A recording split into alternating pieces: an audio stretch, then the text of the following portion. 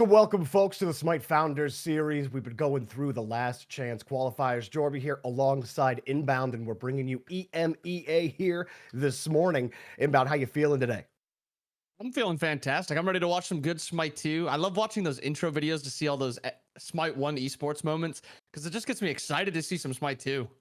Yeah, we got players trying to get their way over to Vegas so we can have some Smite on LAN again, this time the Smite 2 edition. But let's take a look at the schedule and see what games we got going on here. And the on-air and off-air, you can watch all day. Times are literally top to bottom.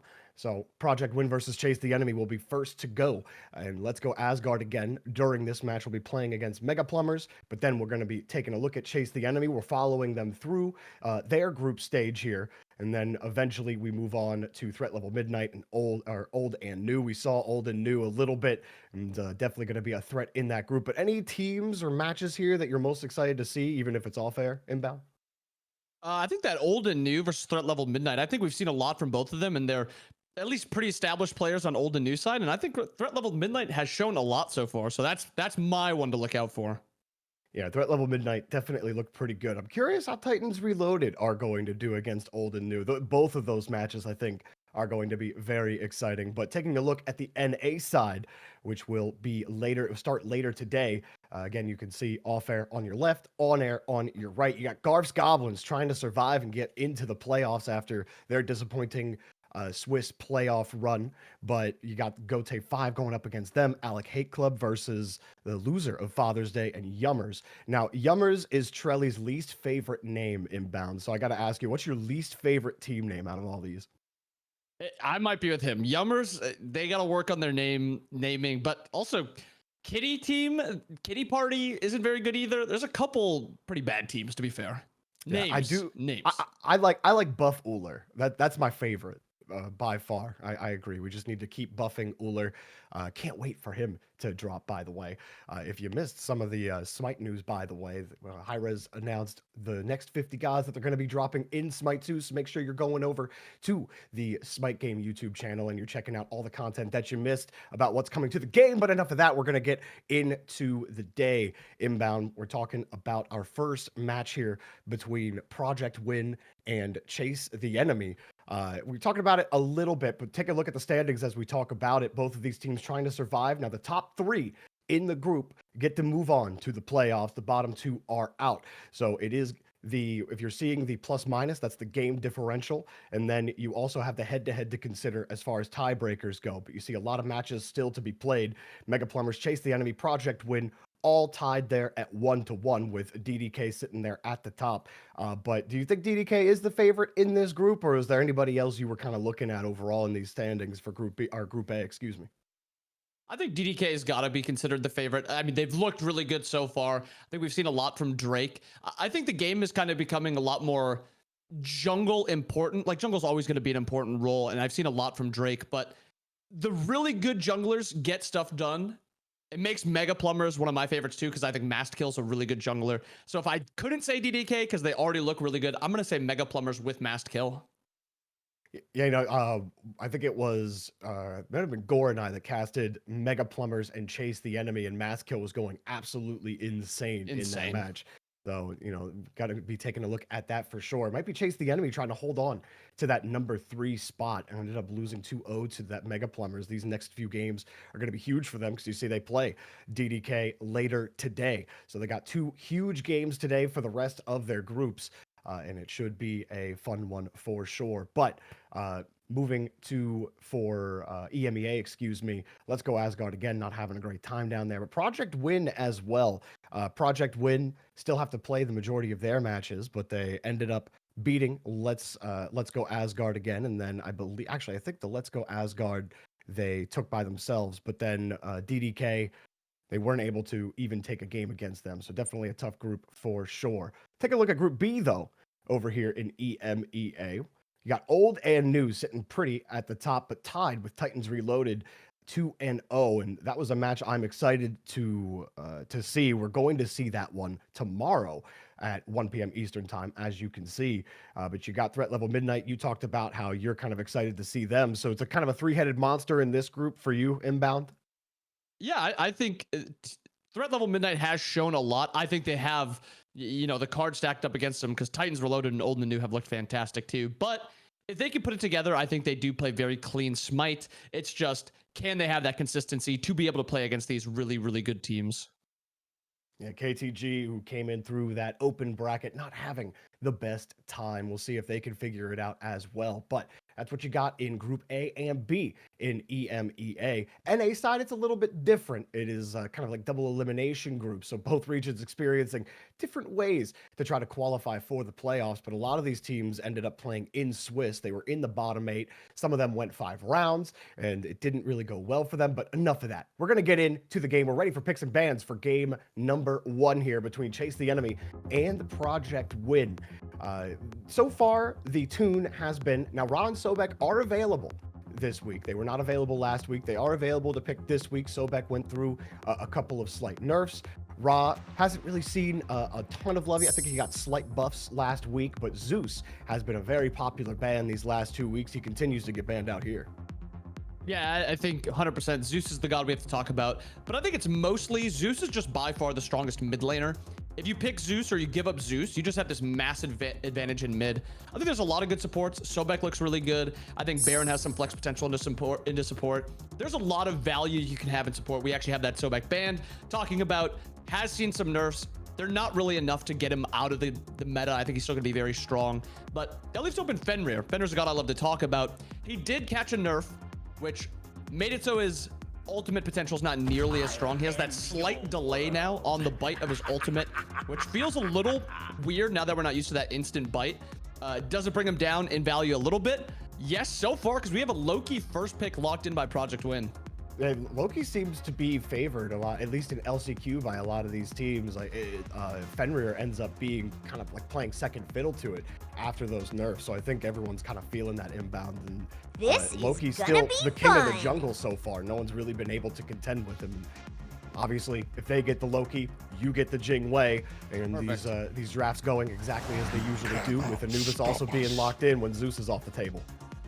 Yeah, and Jing Wei is the same thing as Zeus. If you don't have that first pick, that Zeus pick, that Jing Wei pick, that second hunter, that second mage are just not nearly as strong.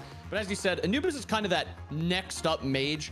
He's good. Don't get me wrong. He's very good. But he's not Zeus. That's why Zeus is going to be getting banned. Baron locked in by Project Win. Still a little bit of flex potential with this character. The ultimate is very strong. He's got a lot of utility in his kit. It pairs pretty well with Loki, because if you ever force out, you know, a Beads, an Aegis, a Blink, both of those two characters can punish the Relic being down. And then with this Odin, really no surprise. I guess maybe slight surprise, because we've seen a lot of Amma too. Amma's been very valuable, but she has also caught a few nerfs now also. So where is she going to be valued in solo lane? Odin, if anything, they said it got a sneak buff with getting the kills. I think it was in his ultimate. He now gets stacking strength. So not like the biggest thing, but you know, 510 strength as a solo lane warrior is going to feel very good. Yeah, definitely. And then Fenrir, I mean, getting locked in as well. Going to get a lot of just being able to escape that cage. I'm curious what this, what do you think in this composition so far on Chase the Enemy with Bacchus getting locked in? You have a lot of dive potential with this Bacchus locked, Fenrir here as well. Jing Wei kind of leans you towards that late game, right? But like Gubis, Fenrir, and Bacchus are really giving you a lot of that early game dive potential, with Ra actually getting the first look here on twitch.tv/SMITE game. Yeah, and Chase the Enemy's comp, I think, is crafted very well. I think you have a very safe Jing Wei, and then you can kind of focus your comp around this Anubis. If somebody doesn't have beads, Anubis wrap, Bacchus flop, Bacchus stun, Fenrir ultimate, Fenrir stun, a lot of CC to set up for the Anubis damage. And Anubis is very strong when he's allowed to free cast. And I think that might be a little bit of an issue for Project Win. Are they going to be able to shut down this Anubis? Than shields Ra, and armor. a lot of range. Neath does have a lot of range also with that ultimate. So it's going to be kind of, how are we going to play around this Anubis? Can we kill him? Do we, you know, have to do something special, go for an early beads, early purification, something like that, which is something we've seen a lot from supports. I wouldn't be too surprised if we saw it here from Project Win. Last pick, the Athena for Chase the Enemy. A little bit of flex potential, I guess, here for Chase the Enemy. Jing Wei and Anubis, pretty much surefire locked in, Hunter and mid laner, but Fenrir has some flex potential in jungle support and solo. Bacchus support and solo, and Athena. If I had to take a guess right now, It's probably looking like Athena jungle. I've seen a lot of Athena jungle prio by a lot of these teams. It's also a pretty good matchup into Loki where you can just follow the Loki with your ultimate. You don't have to be there, you know, right on time. Fenrir probably going into, I'll say support, and I think it's going to be Bacchus solo. But it's cool when these teams have this flex potential because they can kind of line up where this matchup, where they want them. Yeah, Project Win doesn't feel like they have a ton of peel on this team. You know, you got a little bit of soft CC in Neath, but Odin, the best you have is the spear and then the cage as well. But Chase the Enemy have a lot of tools and a lot of utility to get out of that cage. So I feel like one of the hardest things for Project Win is going to do is, can you shut down this Anubis? Can you actually lock him down? Or do you have to commit multiple ultimates every fight to actually lock any of them down? Because I mean, the peel potential on Chase the Enemy is insane with the Bacchus, the Athena, and everyone involved. But I always ask Trelly, so I got to ask you, you know, who wins that stage in picks and bans? You which way you leaning? I always like seeing a lot of CC on my team comp, so I'm really liking the Chase the Enemy comp. They opt for the Fenrir jungle, allows for a lot more pressure. We've seen, you know, a little bit of Athena popping back up with a few nerfs to some of the support gods. I still am not, you know, loving the pick, but I still think she just brings very high value in terms of just dash taunt. Her ultimate allows her to rotate also globally.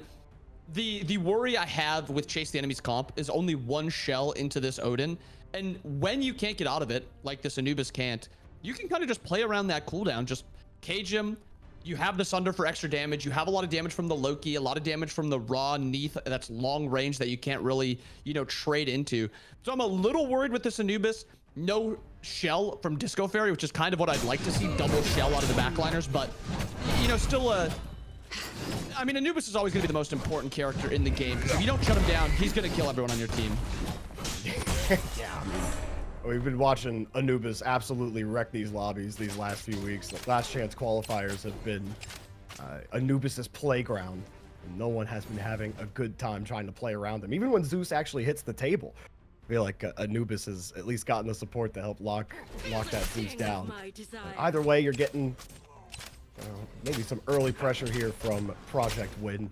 I'd like to see them try to lock it down early against this Chase the Enemy team, who will, and we talked about it, having a lot of tools in the kit to go for. Something I've liked seeing in SMITE 2 now, there's no the Invader's Curse that SMITE 1 is something we got used to. The Athena actually started the enemy speed buff, so now no speed buff on impact. Gonna be kind of on the back foot in terms of farm, also in terms of movement speed.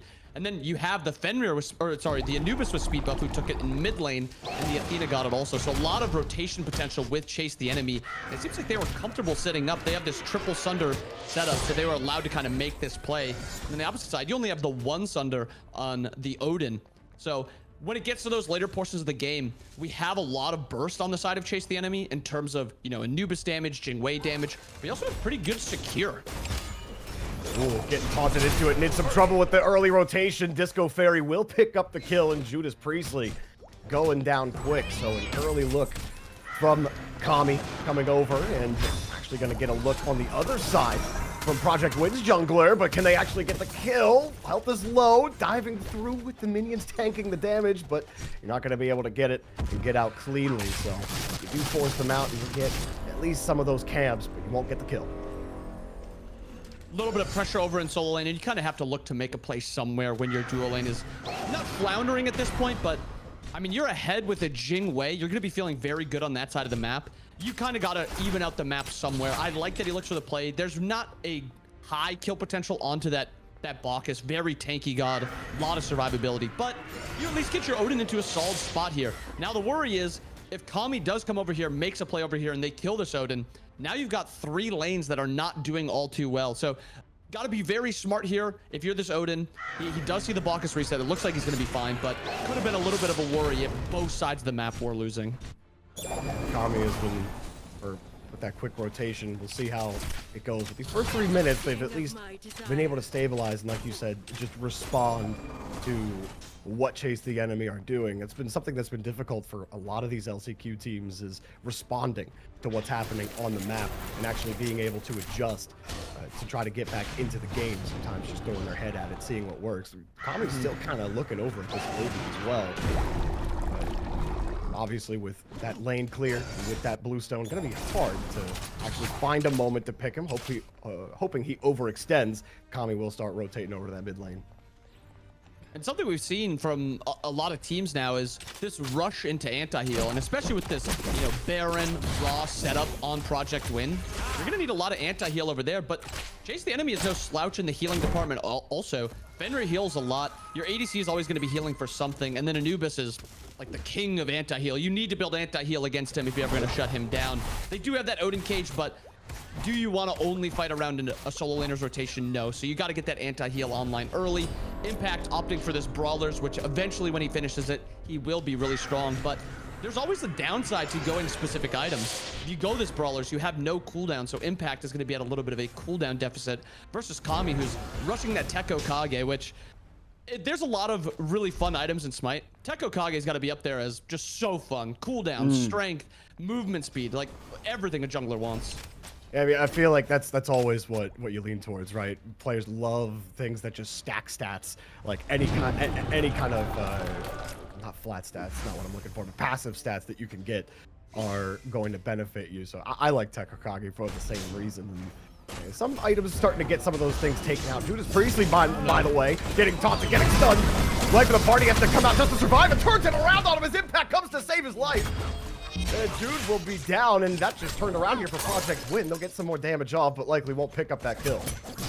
Nice little beat there by Judas Priestley. A little bit of a worry at first that he's going to get bursted before he's able to make that response, but he is able to get that blink off, gets out of that Jingwei ultimate damage, and they get that kill back over in solo, and actually a solo kill over by Hugidor Tactico onto God Surma, which is that's what you kind of need. Now you have both sides of the map getting that little comeback. Kami's early gank isn't going to be as beneficial now because they have that return kill by Impact. You have the solo kill over there with no real massive jungle rotation. I mean, we have that early one around level 3, which can be notable, but that is just a good play by the Odin. And this Odin at this point in the game should be looking to bully because, I mean, strange play and actually Fenrir ultimate forced out.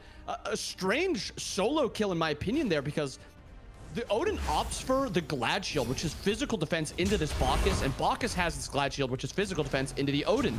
It makes a lot more sense if I told you Bacchus got the solo kill, but Impact's early kill, sending God Surma back, kind of gave him that little bit of an XP deficit to kind of make it up.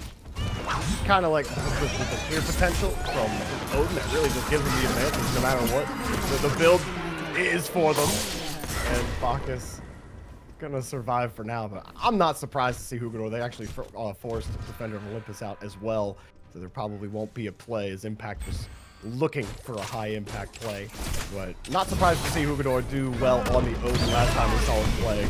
As soon as he gets that one on lock, he does do exactly what you're saying he needs to do, which is he starts roaming, he starts creating some advantages, and actually helps not chase the enemy, but helps Project Win get some really good looks going. Unfortunately, he was the only player on his team in the last match that was getting anything going, but it's a much different story early on.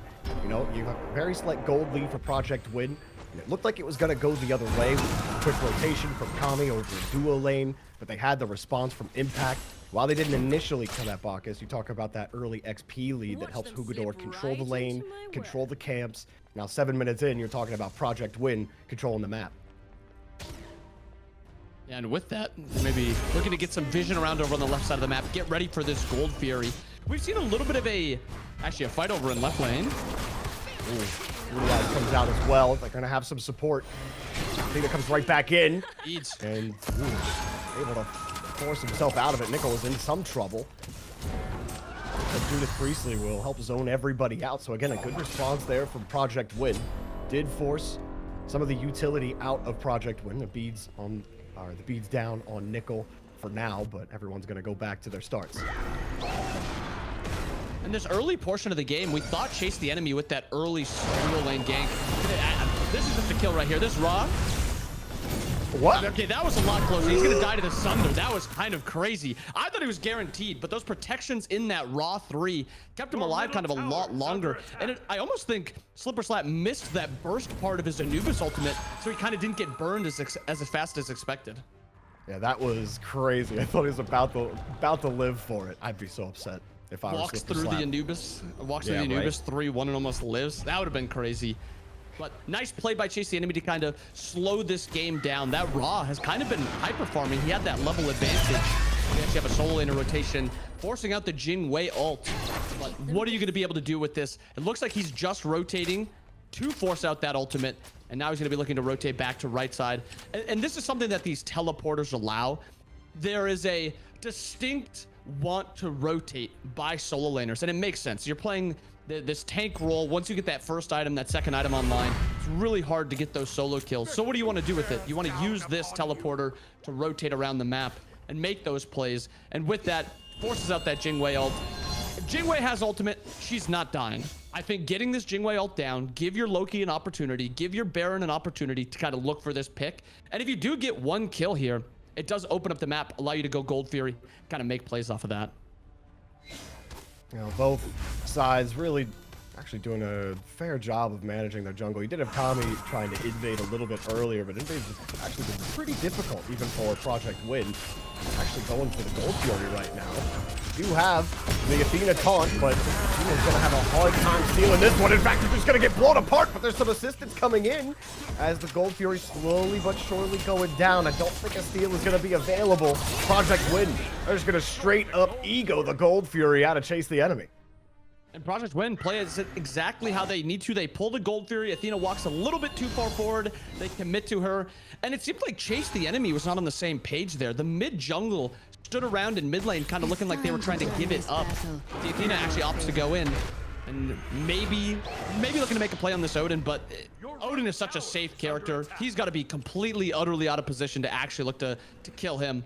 But there is now a worry, I think, for Chase the Enemy. It seems like 2,000 gold might not seem like a lot, but once you start, picking up the game a little bit more, the objectives start spawning a little bit more, you start to see those Nagas, which got nerfed recently, but they're still very strong to play around objectives.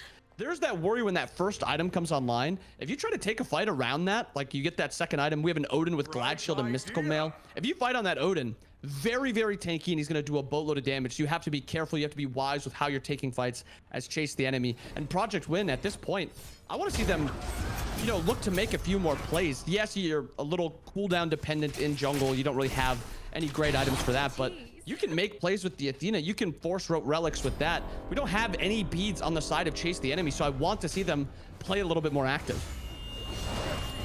Trying to get active here in mid. Kami comes in to help assist. Life of the party comes out. Can he suck anybody into the coffin?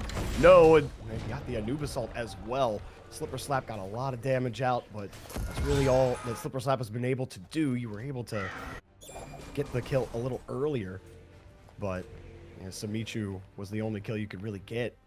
Man, not the way I expected it to go, I will say, early on, especially after Chase the Enemy got that first kill. They weren't able to control the objectives as well as Project Win are. Kind of grouped over towards the left side. This solo lane has been really difficult for God Surma. Has had some hard times trying to get a handle on that solo lane with the help that Impact has given, but also Hugador getting all that itemization on top of him. The shifters just came out for God, so maybe things will go a little bit better for him in the duo lane. They do force the Jing Wei ult. Not in the safest position. Gets caged, and you're trapped now. No escape with the Aegis. Defender of Olympus to try to survive, and Nickel will get the kill. Defender of Olympus out too late, and no chance for a response. Chase the Enemy will chase indeed, but not going to get much out of it. And this Odin is just making so many plays around the map. The Bacchus on the other side, rotating late. Looks like Judas Priestley going to be committed to by this Fenrir. I don't know if he's going to make it out. Blinks out. Going to go right back in with Impact right behind. And now getting pulled in. Life of the party back up. We'll stun it out. Bacchus comes in to support. Tommy will get the kill. Judas Priestley down. Impact gets the trade on Jude Muffin. Everyone's forced out on Project Win. I'll count that as a win for Chase the Enemy. Yeah, support for support trade is fine. You also have your Odin farming on the right side of the map again. We're starting to get an issue in right lane, Jorby. There's a 2-level XP lead for this Odin. He's going to be finishing that third item very soon. And we talked about, these 2 physical defense items that he's got. He's got this Mystical, this Glad Shield. Very hard to kill if you're physical.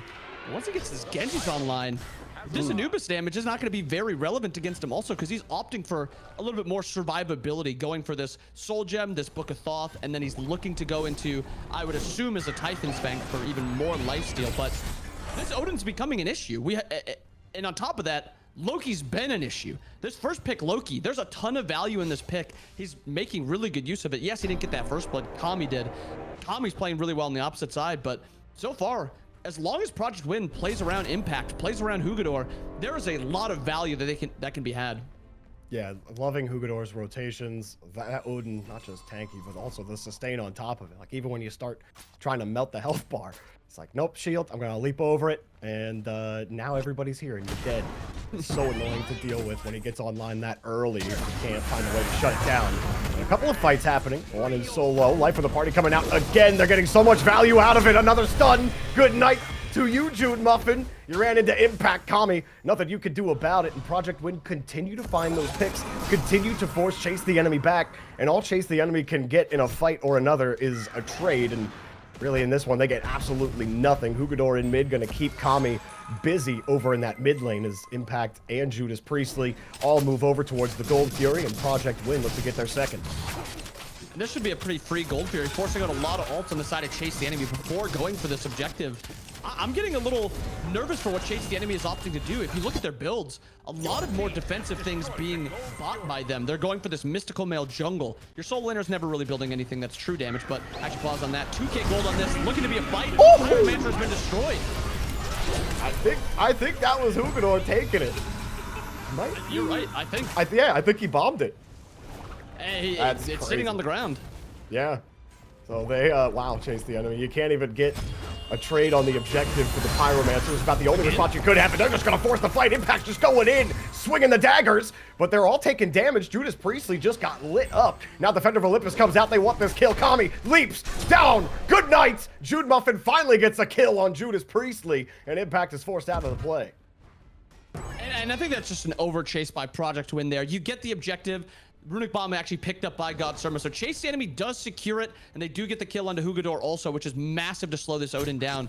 Opting for that purification now, it's going to be a lot harder to use your CC to actually kill Hugador. If he does jump in like he did last time, it's not going to be instant CC into death. He'll be able to use that purification to cleanse that CC, become CC immune for a little bit. But again, the biggest issue I see with the LCQ teams and like the slightly lower end teams is they take fights that are just not needed. Like you try to go for that steal on that objective. You don't get it. Unfortunate. It happens. Yes, they kill your Odin. It's fine. They still had a 4,000 gold lead, Jorby. The gold lead is now down to 2,000. That gold lead that you were, expanding is just slowing down a ton, especially with, your support dying after that. Also, Impact not able to farm. Look at that graph. That is just a bad fight all around by Project Win. I don't know what you're talking about. That looks like a buy zone to me, but like you said, I mean, you can't overchase it. It's that's like standard rank gameplay right there. 100%. Like, oh, we're winning. Just go get them. It's like, no, don't do that. And like, one thing I have really liked from both of these teams, though, and something we haven't seen every LCQ team do, is really try to control the objectives. Like, there are some games where we go 15 minutes without a Gold Fury, and luckily that has not happened in this game. Project Win have had much more of a presence on making sure to get it, and even Chase the Enemy are responding by trying to take the other side of the map that way. Here comes the Fen ult. Hasn't got a lot of value out of this today, or at least in game one, but you do get the taunt as well. Great taunt to pull Judas Priestley back in, and there they catch Project Win out a little bit and keeping it tight, but Hugador comes in with the cage. No escape for you. Lots of damage. Boop, the Goobas ult. And SMITE will make sure you go down. Defender of Olympus, you come out after Anubis is already dead. And there's nothing more you can do just to hold this tower. And this Odin is becoming an issue with how he can just rotate like this. He's clearing, he's proxying, and he's just walking middle. Jude Muffin might actually get punished for that. Actually, left lane dive also beats used. Oh, and you are lit up, Kami. That's a couple of kills now. Diving tower, Nickel goes down. And so Kami's actually starting to come alive here in the mid game. The towers actually falling on the other side as well.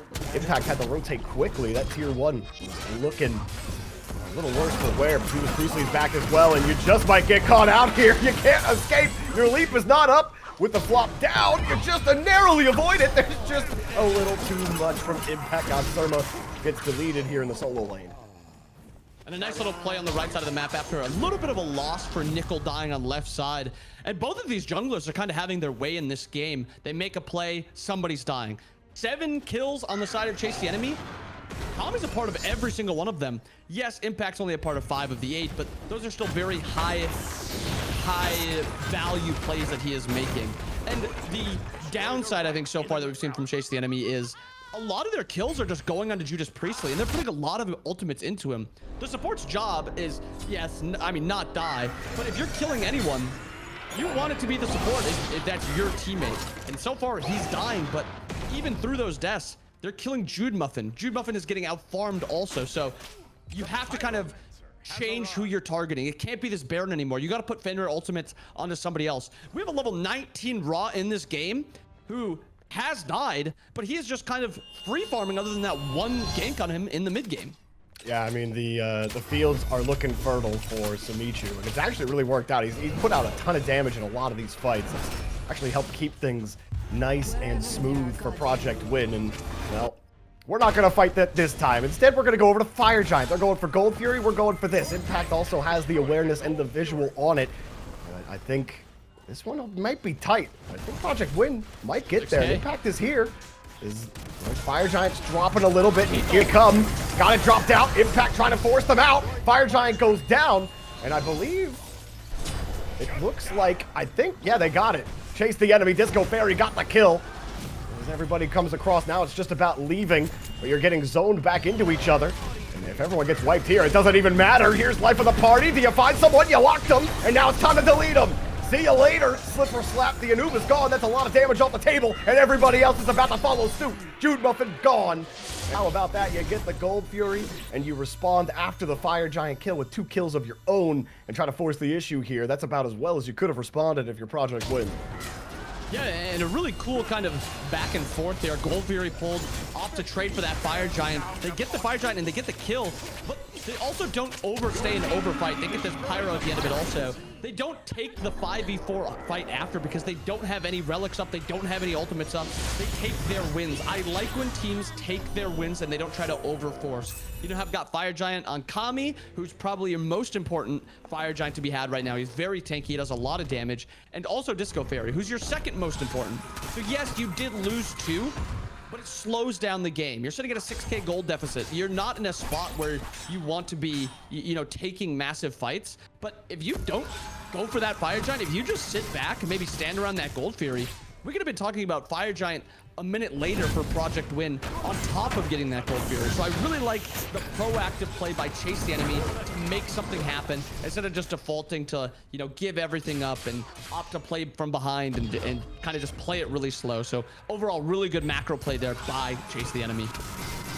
Impact not going to let Kami get away, and this is actually dangerous for Kami. You're going to lose that Fire Giant buff unless you can break out.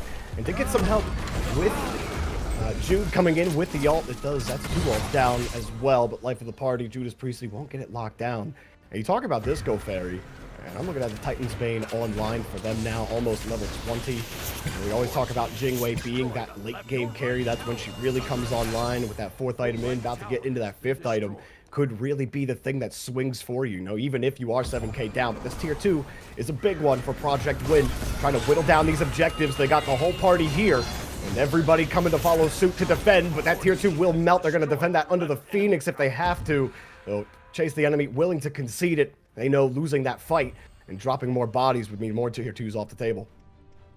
Yeah, Chase the Enemy opting to let their Bacchus farm out a little bit, getting him to a point where he can actually, you know, sustain and live when he dives. Because right now, if a fight happens and Bacchus is there, he's just going to get CC'd by this Baron. He's just going to get, you know, taking a ton of damage from the back line. Because how Project Win wants to play this, for the most part, is they want to play a really simple front-to-back comp. Try to kill this Athena when she goes in. Look for the Bacchus when he looks to commit in. The only worry right now is that if Fenrir kind of runs through these fights, you put too much into the Bacchus, too much into the Athena, and you don't worry about that Fenrir. That's really their only worry right now. So if they're pulling objectives and they're going for towers and God Surma's not there, Kami can't commit in because he's not tanky enough to actually be a true frontliner. He's building more hybrid, so he's not going to be, you know, one-shotting, but he's also going to be doing enough damage to be a threat. So you have to be really worried if you're SMITE and Nickel with this Fenrir. But when you also play these slower style comps, you have the healing from the Raw, you have the healing from the Baron. You can just play it pretty slow and just play for poke. They're trying to pull Project Win into this. They see a 4v2, but there's also a third player coming in. SMITE ready for it, drops the ult. Got a bit of bomb out, didn't get multiple targets like you may have wanted. Chase the Enemy still a little scared to engage on this, and you might get someone isolated if you're not careful. Not Surma, he's the guy, and he gets actually completely obliterated. Nickel will take him down, and Chase the Enemy will have to retreat. Chase the Enemy just tried to not fight that, but they tried to not fight it, but also tried to like bait him forward. But they went in. Yeah, they played it like really weird. They have all their ultimates up except God Surma, but they like took the fight at the same time. It just seemed like they were not on the same page at all there. So you have to be, you know, full committing to what you're doing. What are we doing in this fight? We're getting engaged on. Are we fighting? Are we, you know, giving up this land pressure so that they can kind of walk into us? You have to make those decisions, and you have to make them quickly. And Chase the Enemy there did not. Another fight at the Gold Fury. It is Ancient Fury level here for Project Win, but Impact actually get the steal. You go invis, and you see the ult pop to ensure that Chase the Enemy can actually get their first Gold Fury. They do stay within about that 6K gold deficit. They're still finding ways to at least survive in these fights. They're not winning the objective battle. They already have a tier 2 down.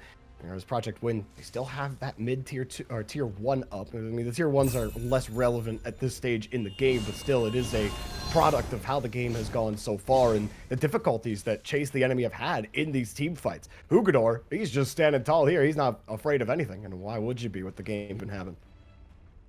Yeah, and right now, I actually think is the only worried point I am for Project Win, because if you look at the right side of the builds, we've got a totem on the Anubis. We've got his starter item. So he's got 4 finished items and his starter. You have the Jing Wei with, as you mentioned, that Titan's Bane finished earlier. Also has that starter finished. There's a lot of damage on both backliners from Chase the Enemy. So I'm a little worried if I'm Hugador. I got to be careful on my dive. I can't overcommit too hard. Chase the Enemy gets that Queen Naga. They're not really going to be able to do anything with it, but Impact really far forward does trade the ult out with Kami. And in my opinion, that's a massive win for Kami, because the real big threat onto Chase the Enemy's backline, the Anubis, the Jing Wei, is this Loki. If this Loki doesn't have ult, he's not a threat.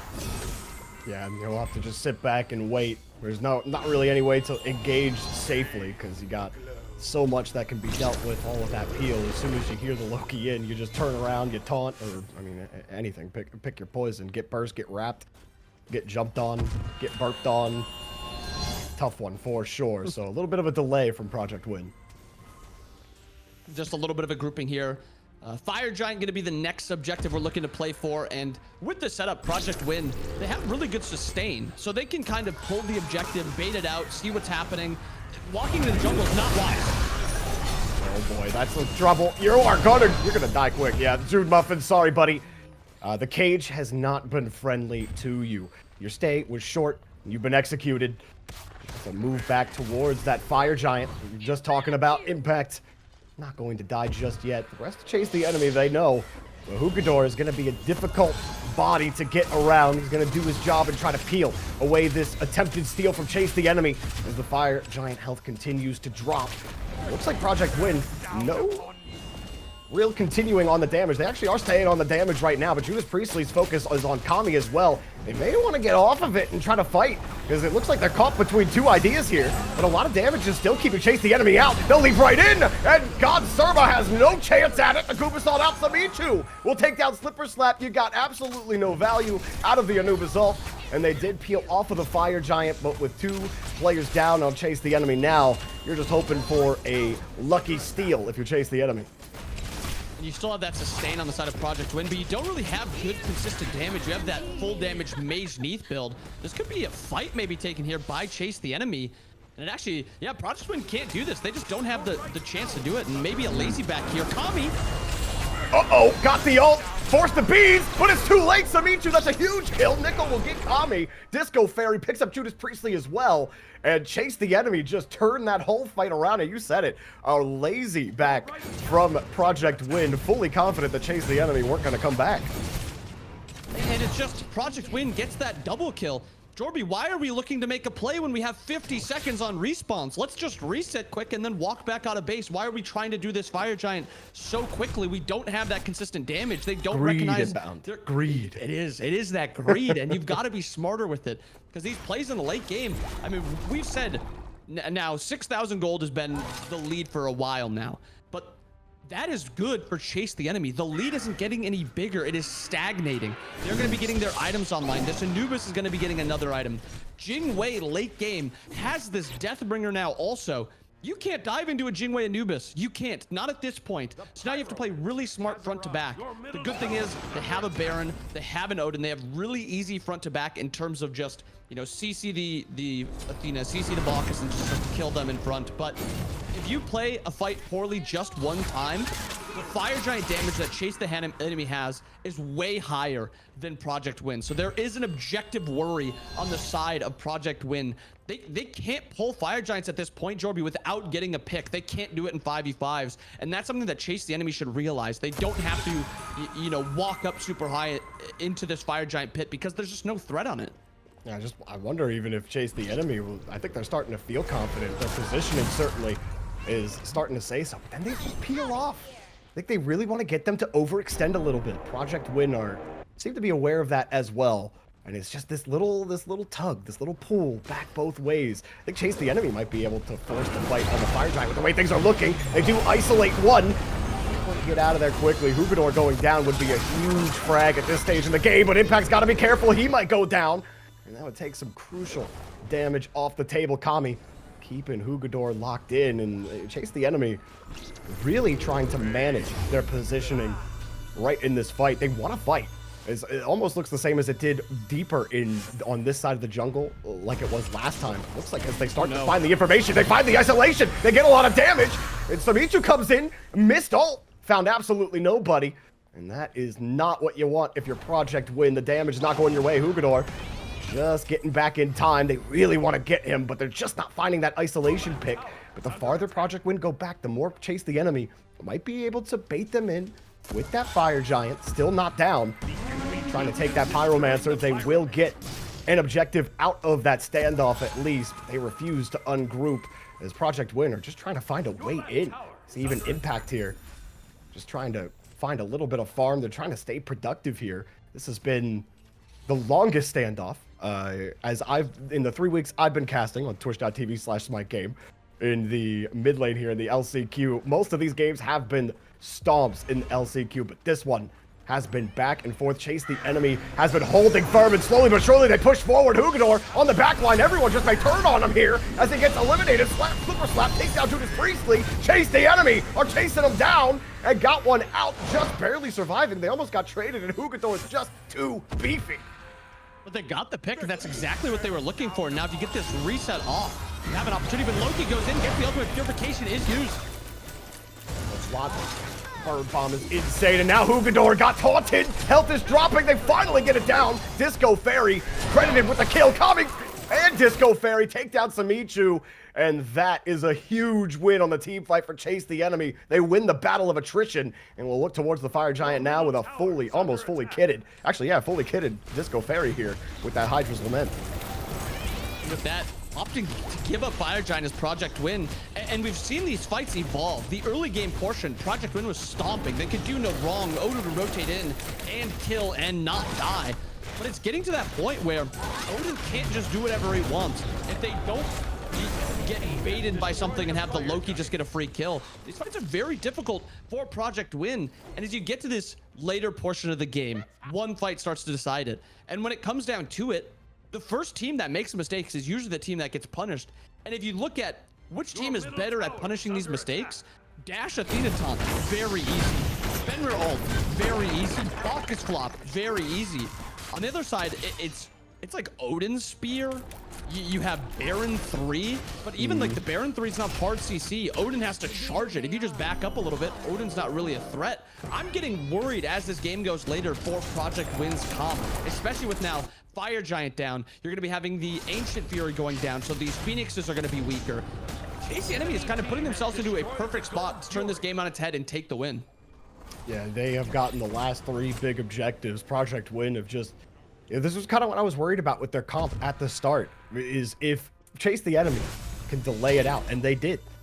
I mean, Disco Fairy did a great job farming. Never really got too far behind the curve of Project Win, so was always finding that value, and they had a hard time actually locking down Disco Fairy at any point.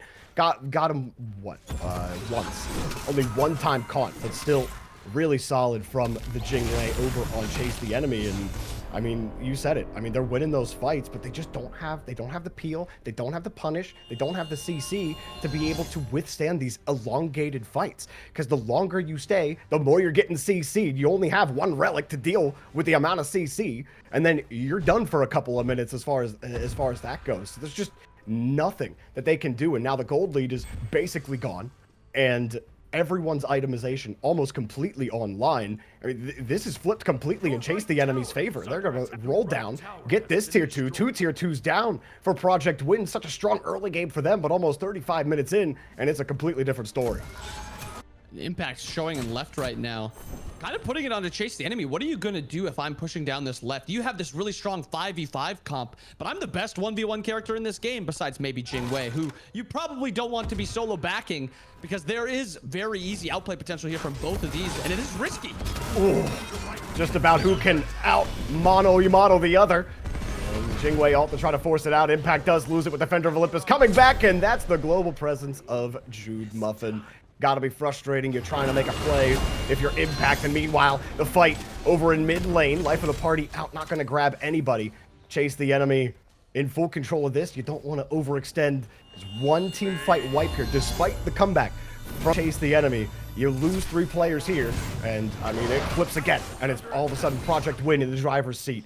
They want to get this tier 2 down and really playing the game that you keep talking about, inbound, which is grab your victories, get out, refuel, and get up for the next fight. Don't overextend. We haven't really seen Chase the Enemy do that too much this game, and well defended on the tier 2 for now for Project Win. And honestly, Impact's death is not that bad. There's so much time wasted. This Fire Giant is falling off very soon. They don't have a wave in mid. All Impact had to do there was just slow the game down, and forcing Disco Fairy back is exactly that. Nothing really happening here, just a little bit of ult trading. Judas Priestley looking for that pick, but now Impact's up in 5. Jorby, they just had Ancient Fury. They had Fire. This game is now a 5v5 now with no time left on this Fire, and the Ancient Fury already off. So they just wasted a lot of their time. They've got like 30 seconds to try to make a play. Trying to see where they can get. They'll get this left Phoenix. Really start knocking it down as the ult comes out, and the cage comes out as well from Huguenot. But Judas Priestley, he's happy to be the first one dead. Kami bees out of the ultimate. Huguenot will stay alive, but they have to concede the Phoenix, so they do get a little bit of value out of that Fire Giant and will break out. Not too passive from Chase the Enemy. It does look like they will take their win and get out. Everyone will back off for now. Not the play that you want. Would you say, as far as mitigated damage control, it sounded like you're happy with Project Win there, with how passive Chase the Enemy were on actually getting those objectives down with the Fire Giant buff? Yeah, Project Win kind of made Chase the Enemy chase them instead of doing the chasing. They've made them chase. The only issue I have with that entire play by Project Win was Judas's ult in mid just doesn't make sense. You're not really having an opportunity to kill there with the movement from the Fenrir, the movement from the Bacchus, and when he walks over to left lane, he doesn't have that immunity and the survivability that ultimate provides. I think if he holds that ult, they're able to hold that Phoenix, but good job by Chase the Enemy. They know Judas is always down and left. They know it's a pretty free kill, because if you look at his build, we have Pharaohs, which is a little bit of tankiness, Purification, a little bit of magical defense, Glad's a little bit of physical defense, but then he's got intelligence item, and the start of a defense item. And now a little worry here by Huguenot, probably going to be getting picked. Yeah, the cage is not going to help. You get taunted in within, and instead of the cage being your friend, it's your enemy. All 5 of them come in, but Project Win hopefully get there. They can't. Huguenot gets deleted. Kami gets the kill, and now they trickle, losing a little bit of health. Project Win in some danger here. As it's hopped away, Kami will survive. And this is not good for Project Win. One gets isolated deep in enemy territory. Defender of Olympus out, as well as the shell holds, but not for too long. Godsurma goes down, and that's a huge kill for Project Win. Nickel has to stay alive here, though. Doesn't get a ton of damage, but Disco Fairy can dish it out just as well. Gets the double kill. Impact will get the kill on the other side and trades back and forth, but that's 4 players deleted. 5 players deleted on the Dia side. Project Win are off. Chase the Enemy are on. And that is going to be tough. They lose 3, but they will get the Phoenix. And actually, I think there's a wave waiting in here for them, or the wave will be coming in soon. They're kind of deciding what are they going to do. They opted to go for this middle Phoenix. I mean, they still have 10 seconds on the Odin. It's either the Phoenix or it's the Titan, and they're opting for this Phoenix. Phoenix doing a ton of damage there. Man mode it with the Aegis. Gotta love that. Yeah, I think even with the 10 seconds there, you're just going to be happy for the Phoenix and get out, especially with the health there on Disco Fairy. Hugador up, the lone survivor here, but absolute disaster in that team fight from Project Win. And Project Win, despite taking the 4v5 fight after the Odin dying, which again, they have to make smarter decisions with their fights. Their fights are a lot harder. We've talked about this a ton. The CC on the side of Chase the Enemy, the ease of play on their comp is just, I mean, easy. Project Win doesn't have that. They have to play fights smarter. At this point, a 5v5 fight is not really in their favor. I almost want Impact to split off and use that Neath ult to kind of try to make a play. But the issue we had last time was the Neath ult didn't come in, and instead the Athena ult came in and it made it a 2v1 in the wrong direction. But at this point, Impact is not able to really make plays because Hugador can't frontline like he was a little bit earlier. We've got 6 slotted Anubis with his starter item. We've got 6 slotted Jingwei with her starter item. And she's probably even getting a 3k pot very soon also. And we saw that last fight at that right Phoenix. She dashes in, 2 shots the Raw, 2 shots the Neath with him. This Jingwei is very scary. 817, dominating a lot of this later portion of the game. Are you going to be able to contest this? 2 Phoenixes down. It's kind of on Project Win to make the decision here. Yeah, I mean, I don't know if they can. I think they have to concede it because you got Impact on the other side. No one's really grouped for that fight. And Hugador is the only one kind of lurking that way. He's actually just going to back. And so they will concede the 3rd Fire Giant. Project Win have not been able to fight on it at all. Just hasn't been going their way at all. You're talking 40 minutes in. And, you know, credit to Project Win for being able to stall these last, 12, 13 minutes that Chase the Enemy have taken control of the game. But you just have not been, you said it. I mean, I feel ad nauseum at this point. Taking the poor fights. Hugador in that solo lane seemed to know, too, where that presence was. He seemed to know that they were grouped there, but still chose to be there. No one really came over early on for Project Win. The comms, not exactly where they needed to be this game for Project Win. And they need closer to a miracle now. Life of the Party forces all the CC immunity out. Cage comes through. A lot of damage being done. Hugador getting all that value. You see them all hop in. Red health bars are dropping quickly. Flipper Slap, though, takes down Impact. And that's the Impact play you want. They turn it right back around on him. Disco Fairy having the disco ball. Kami taking down some Ichu. And slowly but surely, Project Win get forced back into their own fountain. They get deleted. Disco Fairy, another kill. Absolutely rinse them clean. Game 1 to Chase the Enemy. Just a dominant fight there by Disco Fairy, getting 3 kills. But I'm mind blown at how Project Win lost that fight. The Odin got a 5-man cage, 5-man bird bomb, also got a little bit of a 3 proc. There was no raw ult follow-up, or if it was follow-up, it didn't hit. The Anubis ends up living the Loki damage. That is a perfect setup by Hugador. Honestly, Hugador, other than getting picked in right lane, played a very good game, even if the stat line doesn't show it. But where was the follow-up? That was a perfect setup, but it's just the team is not ready. And again, we've stated it a few times. Feels like the comms off on those later game portions with Project Win, they just felt weird, like not on the same page at all. Yeah, Impact really tried to force the split push a couple of times. Like after that first split push, never really grouped until the end. Like a couple of weird decisions there for sure. And I mean, the Neath burst mage build, I think, really showed its weakness against the Jingwei strength, which was just absolutely insane. That's why Jingwei gets picked. She's, you know, I think I've heard you say it a bunch of times. Best ADC by far. And when you get to that late game, she's just so hard to lock down. Yeah, big gap. Big gap. Well, we're going to go on a short gap on a break here before we get ready for game number 2. I'll have the post-game stats for you afterwards, but we'll see if Project Win can have a little bit better of a time after that 40-minute game. We'll be back after the break.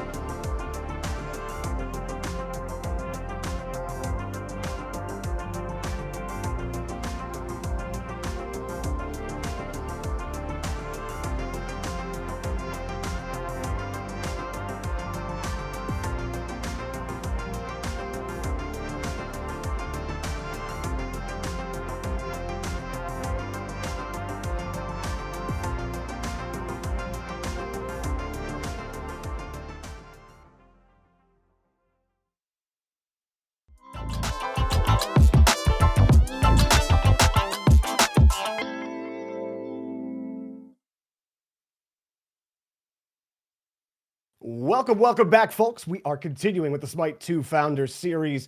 We're in Project Win versus Chase the Enemy. We just watched Chase the Enemy come back against Project Win and take a 42-minute game number 1.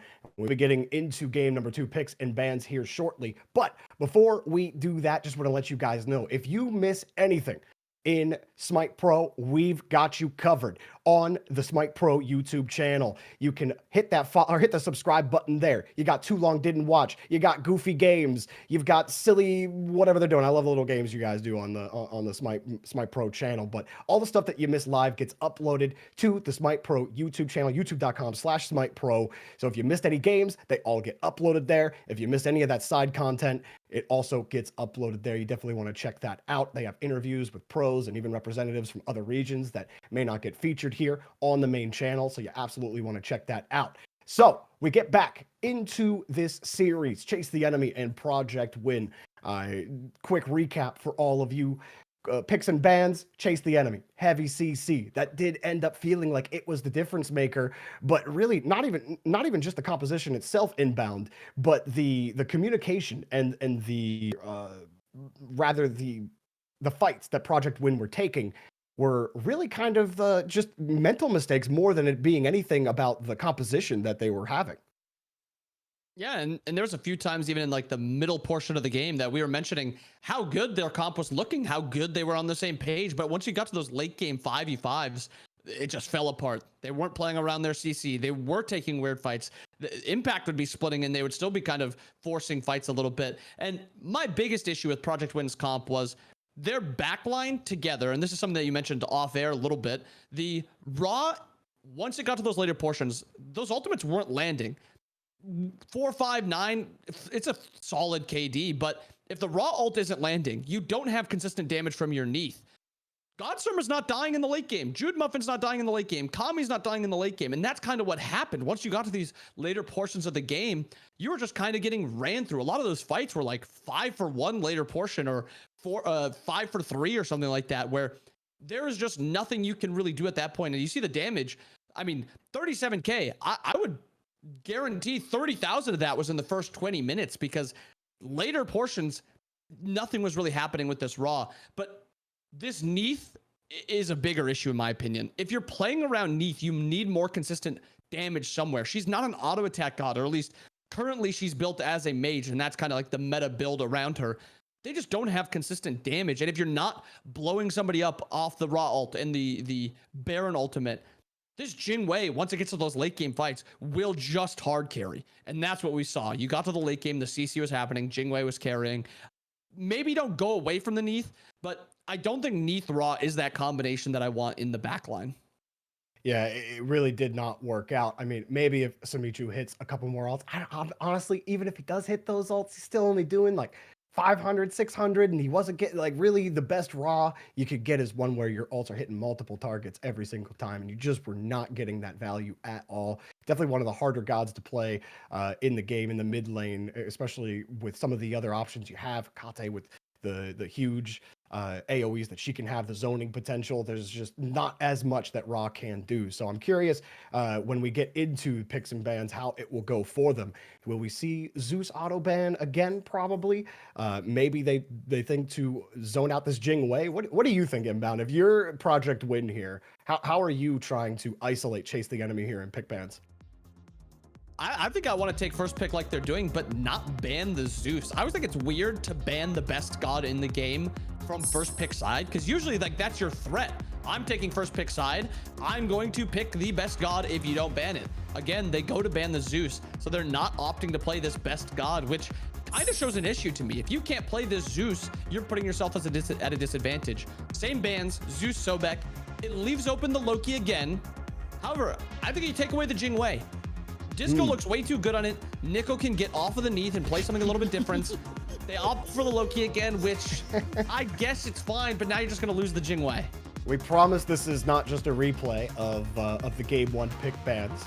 Maybe we'll see what Chase the Enemy go, but you could just pick the same gods here and you just lock in Jing Wei. They just gave you Jing Wei. Take it again, Disco Fairy. Why not? And it's real tough.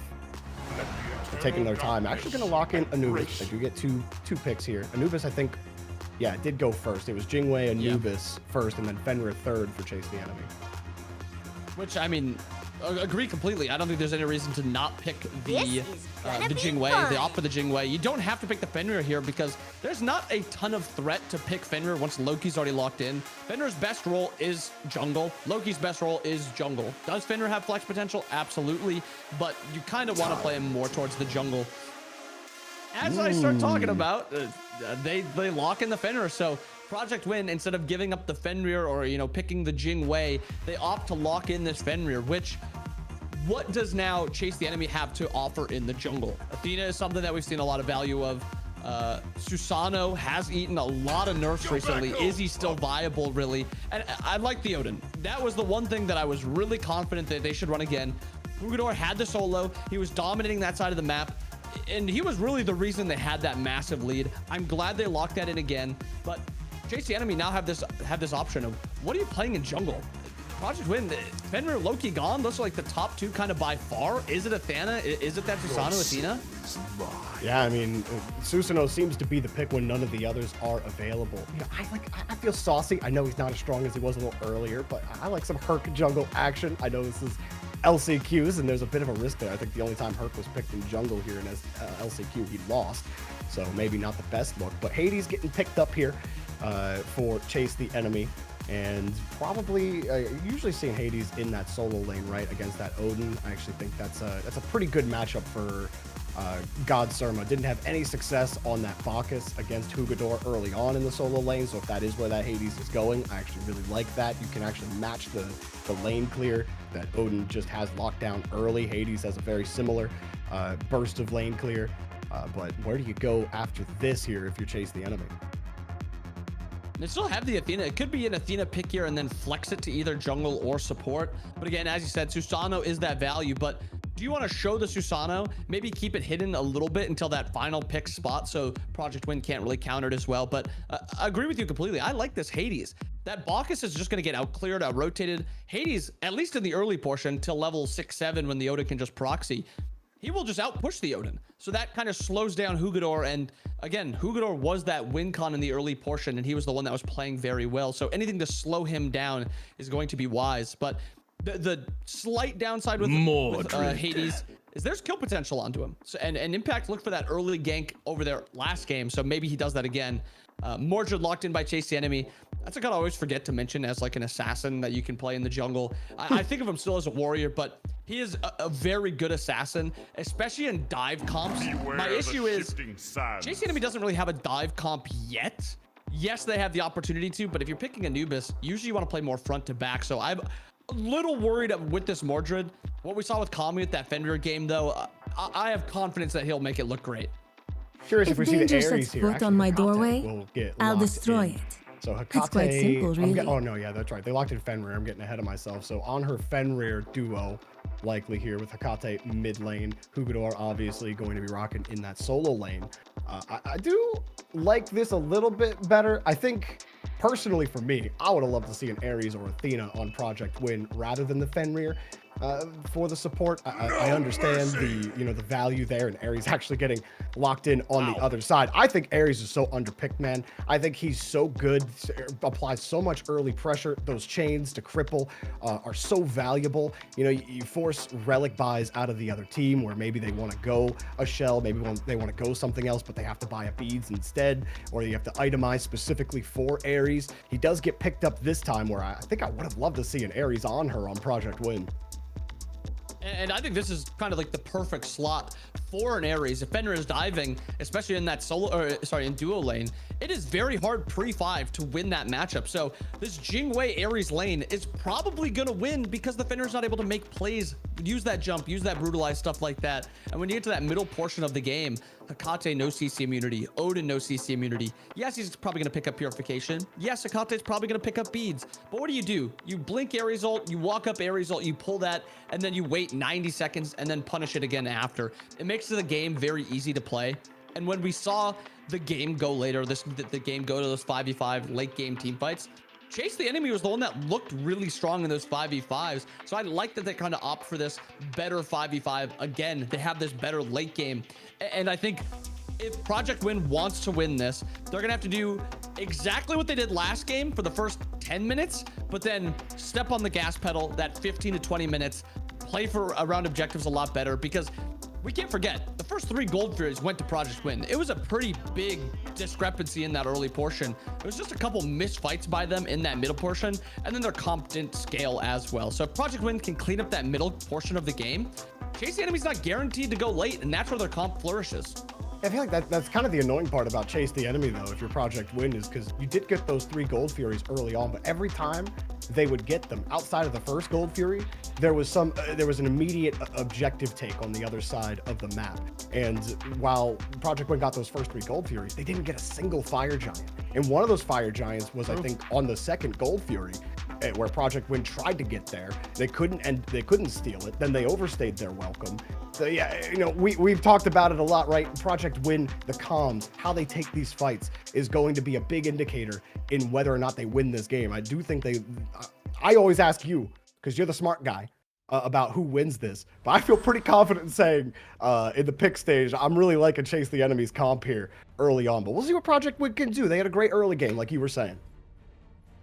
Yeah, and I'm going to echo that. I think Chase the Enemy's comp, if they don't lose it, and I don't mean like lose the game, but if they don't lose like a massive gold lead by 10 minutes, I really like how Chase the Enemy's comp looks. My only real worry is Hugador and Impact on this Loki Odin. Last game, again, very, very good.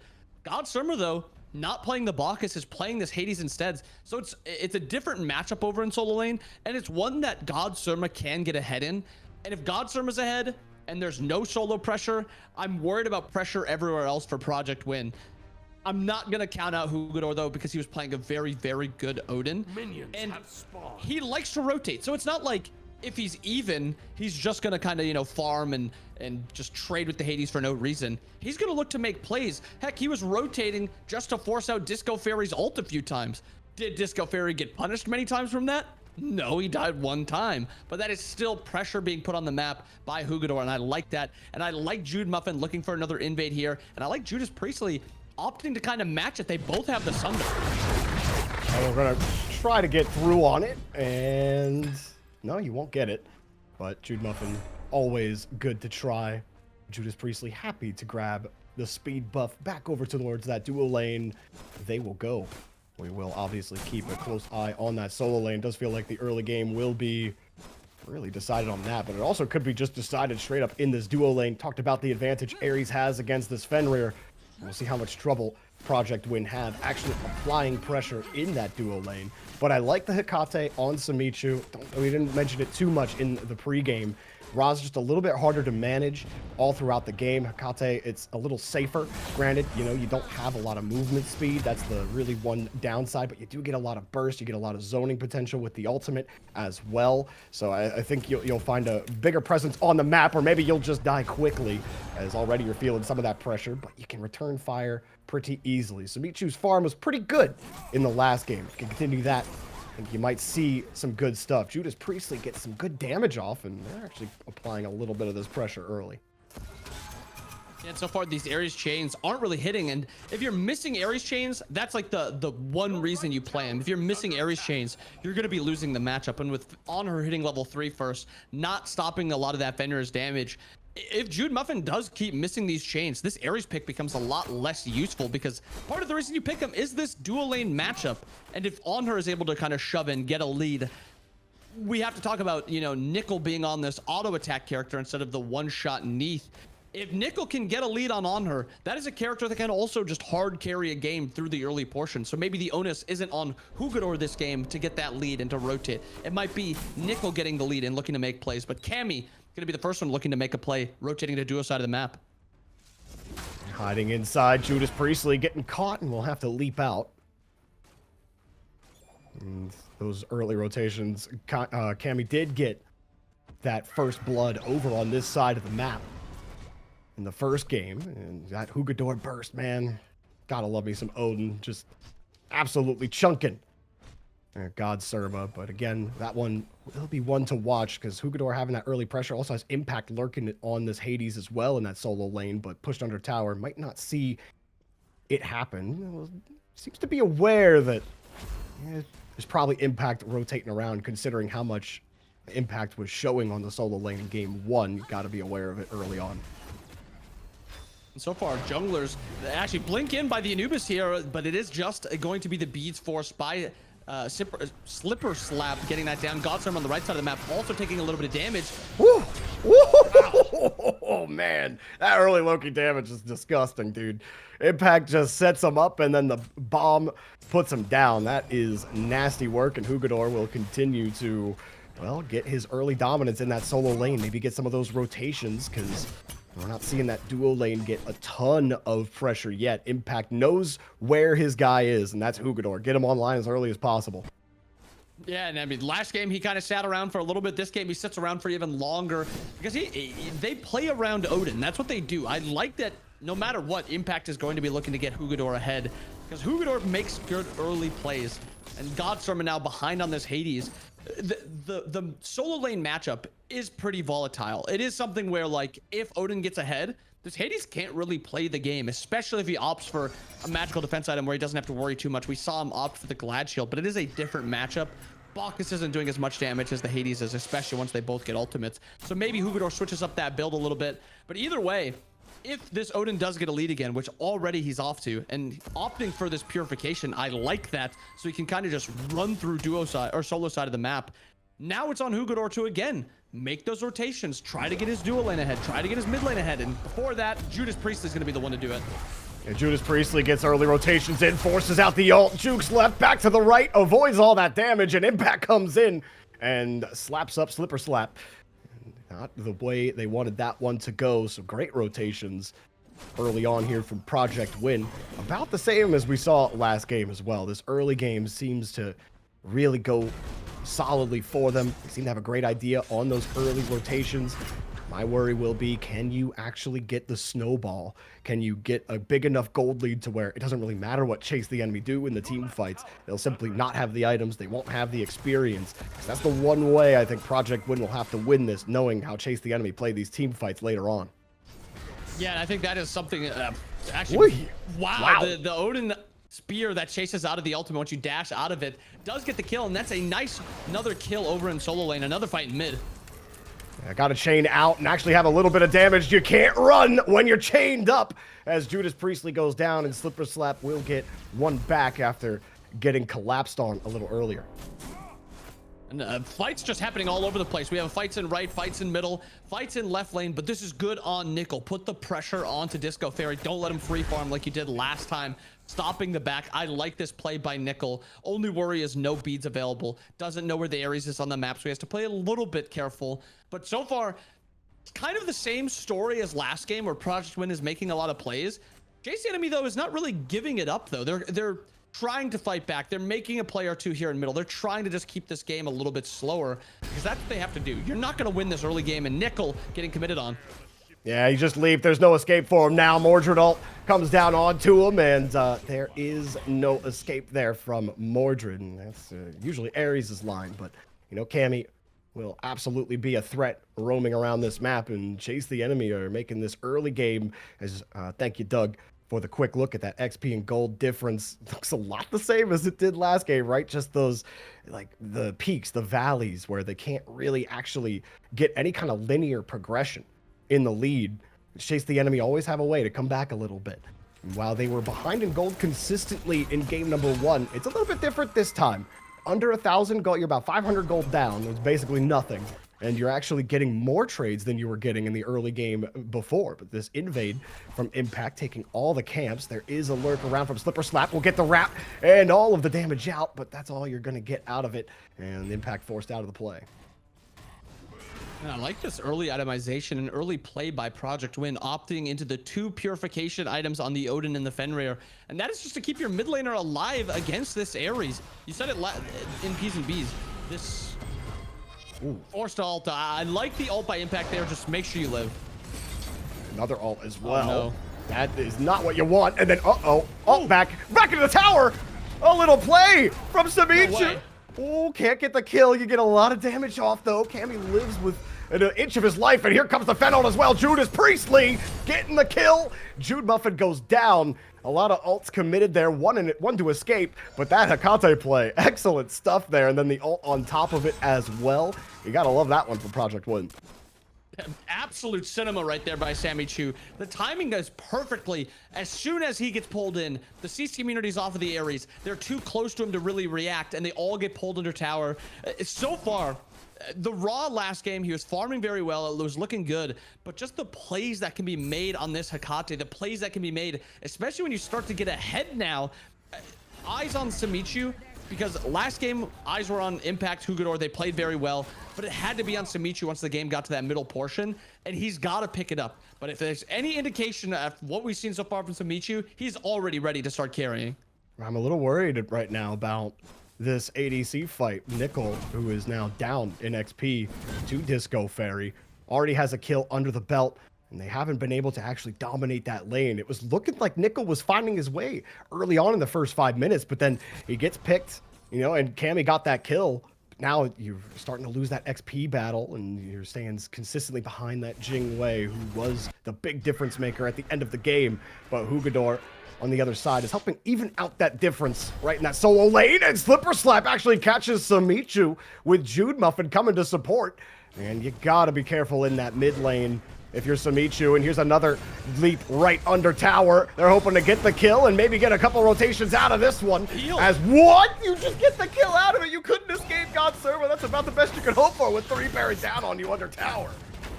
And a 3-man rotation forced over to the right side of the map. Well, not forced, but looking for that play. Gets that 1-3-1. Opens up this opportunity to Gold Fury, and really nobody is around here for Project Win. So it's going to be a free Gold Fury for Chase the Enemy, a trade on the right side of the map, a nice little 1-for-1. And so far, perfect. Chase the Enemy slowing this game down, keeping it at a snail's pace of getting the game moving. Disco Fairy getting a lead over in duo lane. Perfect setup so far. Perfect game so far for Chase the Enemy. Yeah, this one not as solidly. Like those first 15 minutes, we were kind of waiting for Project Win to, all right, where's the win button? You just got to win the team fight, get the rest of the tier 2s. And I mean, you're talking about a completely different game now. And this is where I'm really worried for them. You know, Nickel has not had his way over here in the duo lane. Hugador has been dominating this lane for sure, but look, Hugador dominates his lane in every single game that he plays, and like they still get O2'd. So like they just haven't been able to make it work. So, as well as I mean that's just how it's been in LCQ so far. Like Hugador's doing all this work, but they're just losing everywhere else. Disco Fairy gets another kill, and this Jing Wei is gonna be online a lot faster than you want them to be. Yeah, but we thought the Jing Wei got online fast last game. This game, true, expediting that process of getting her to that full build. And Nickel on the opposite side, you want to get ahead on her. That is not happening. You are now a behind on her into a pretty, I mean, the comp by Chase the Enemy can be played multiple different ways, but if they do get a lead, Hades and Mordred have pretty good engage. Nickel jumping in looking for the 1v1. Oh, got the pillar stun on the impact and the ult out as well, but look at how much damage Disco Fairy is still able to do. Hugador sits and maybe gets the jump. Happy to bird bomb. Disco Fairy just gonna ult out just to be safe. I think it was just on the tip of the spear there. And another I would say bad rotation by Hugador, but that was a little bit of an issue towards the later portions of the game where Hugador would rotate and not a ton of value would be had, but the value that they get is Impact gets to free farm that right wave. And so far, you need to find somebody else that's going to be getting ahead, because SMITE is kind of getting sat on in mid by this Ares. Can't really, you know, make too many plays. He loses those beads. He kind of dies. So you kind of got to extend your lead somewhere else. Impact is the one taking that wave. Impact is already 2-0-1. Getting him into a good spot is wise. Again, my issue is, Jorby, last game, this Loki, this Odin were phenomenal. They played great. It was the other side of the map and the mid portion of the map that was the issue. We need to find a lead elsewhere. Judas Priestley is level 8 on Fenrir at 12 minutes. He's only got 1 item. There are issues on that side of the map. The Honor is behind 2 levels. Half an item also. Beads are being forced in mid lane on SMITE. There's issues on that side of the map for Project Win. We need to find somebody else other than Hugador and Impact kind of pulling their weight, because, I mean, you said it a minute ago. Hugador's dominating lane, and they're just getting O2'd. We have to find somebody else to pick up the slack. I mean, and you thought it might have been SMITE with that early play and some of the early plays that he was able to make, but then the focus for Chase the Enemy, they're like, fine, you want to overextend a little bit, we'll pick you off. And I mean, you said it too, this Fenrir is not getting the value they were hoping for either on the 0-3 and 3 shore. You were able to get a couple of solid ults out, but other than that, you've also gotten picked off in a couple of weird spots. These rotations haven't worked out the best for Judas Priestley, and it may come down to a slightly better, just Hugador and company again. Maybe you could force that team fight. You do get a bit of an ult, but you ran right into the Goob Assault. You'll come right back on the telly, but right back into the Ares, and well, you'll survive for now, SMITE. You don't have too much support except for this Fenrir, whose ult gets beadsed out of it, and you don't have much more out of it. You're still trying to protect SMITE, though, who's in some trouble as all three come through. You get ulted under the tower. Cammy came through the wall. And that is tough if you're Project Win. You try to survive, you try to zone them out, but you've got no zone. You're only getting destroyed here in the mid lane. And the exact reason you wanted the Ares and P's and B's is the exact reason it got played. They are just able to force out SMITE's beads, the purifications, stuff like that, and then punish him not too long after. This Ares is getting a lot of value. On the opposite side, that Fenrir was super high valued, and it's just not happening. He's not able to peel for SMITE. He's not able to engage. He's rarely pulling relics even. He's really just getting like a purification here or there.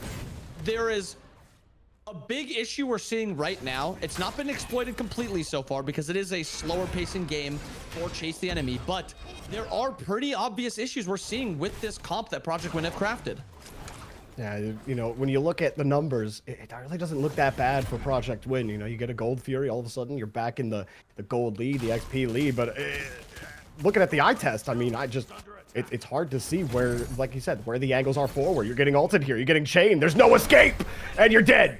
Slipper Slap will get the kill. SMITE has been absolutely tortured here in the mid lane. These last 5 minutes have not gone well for him.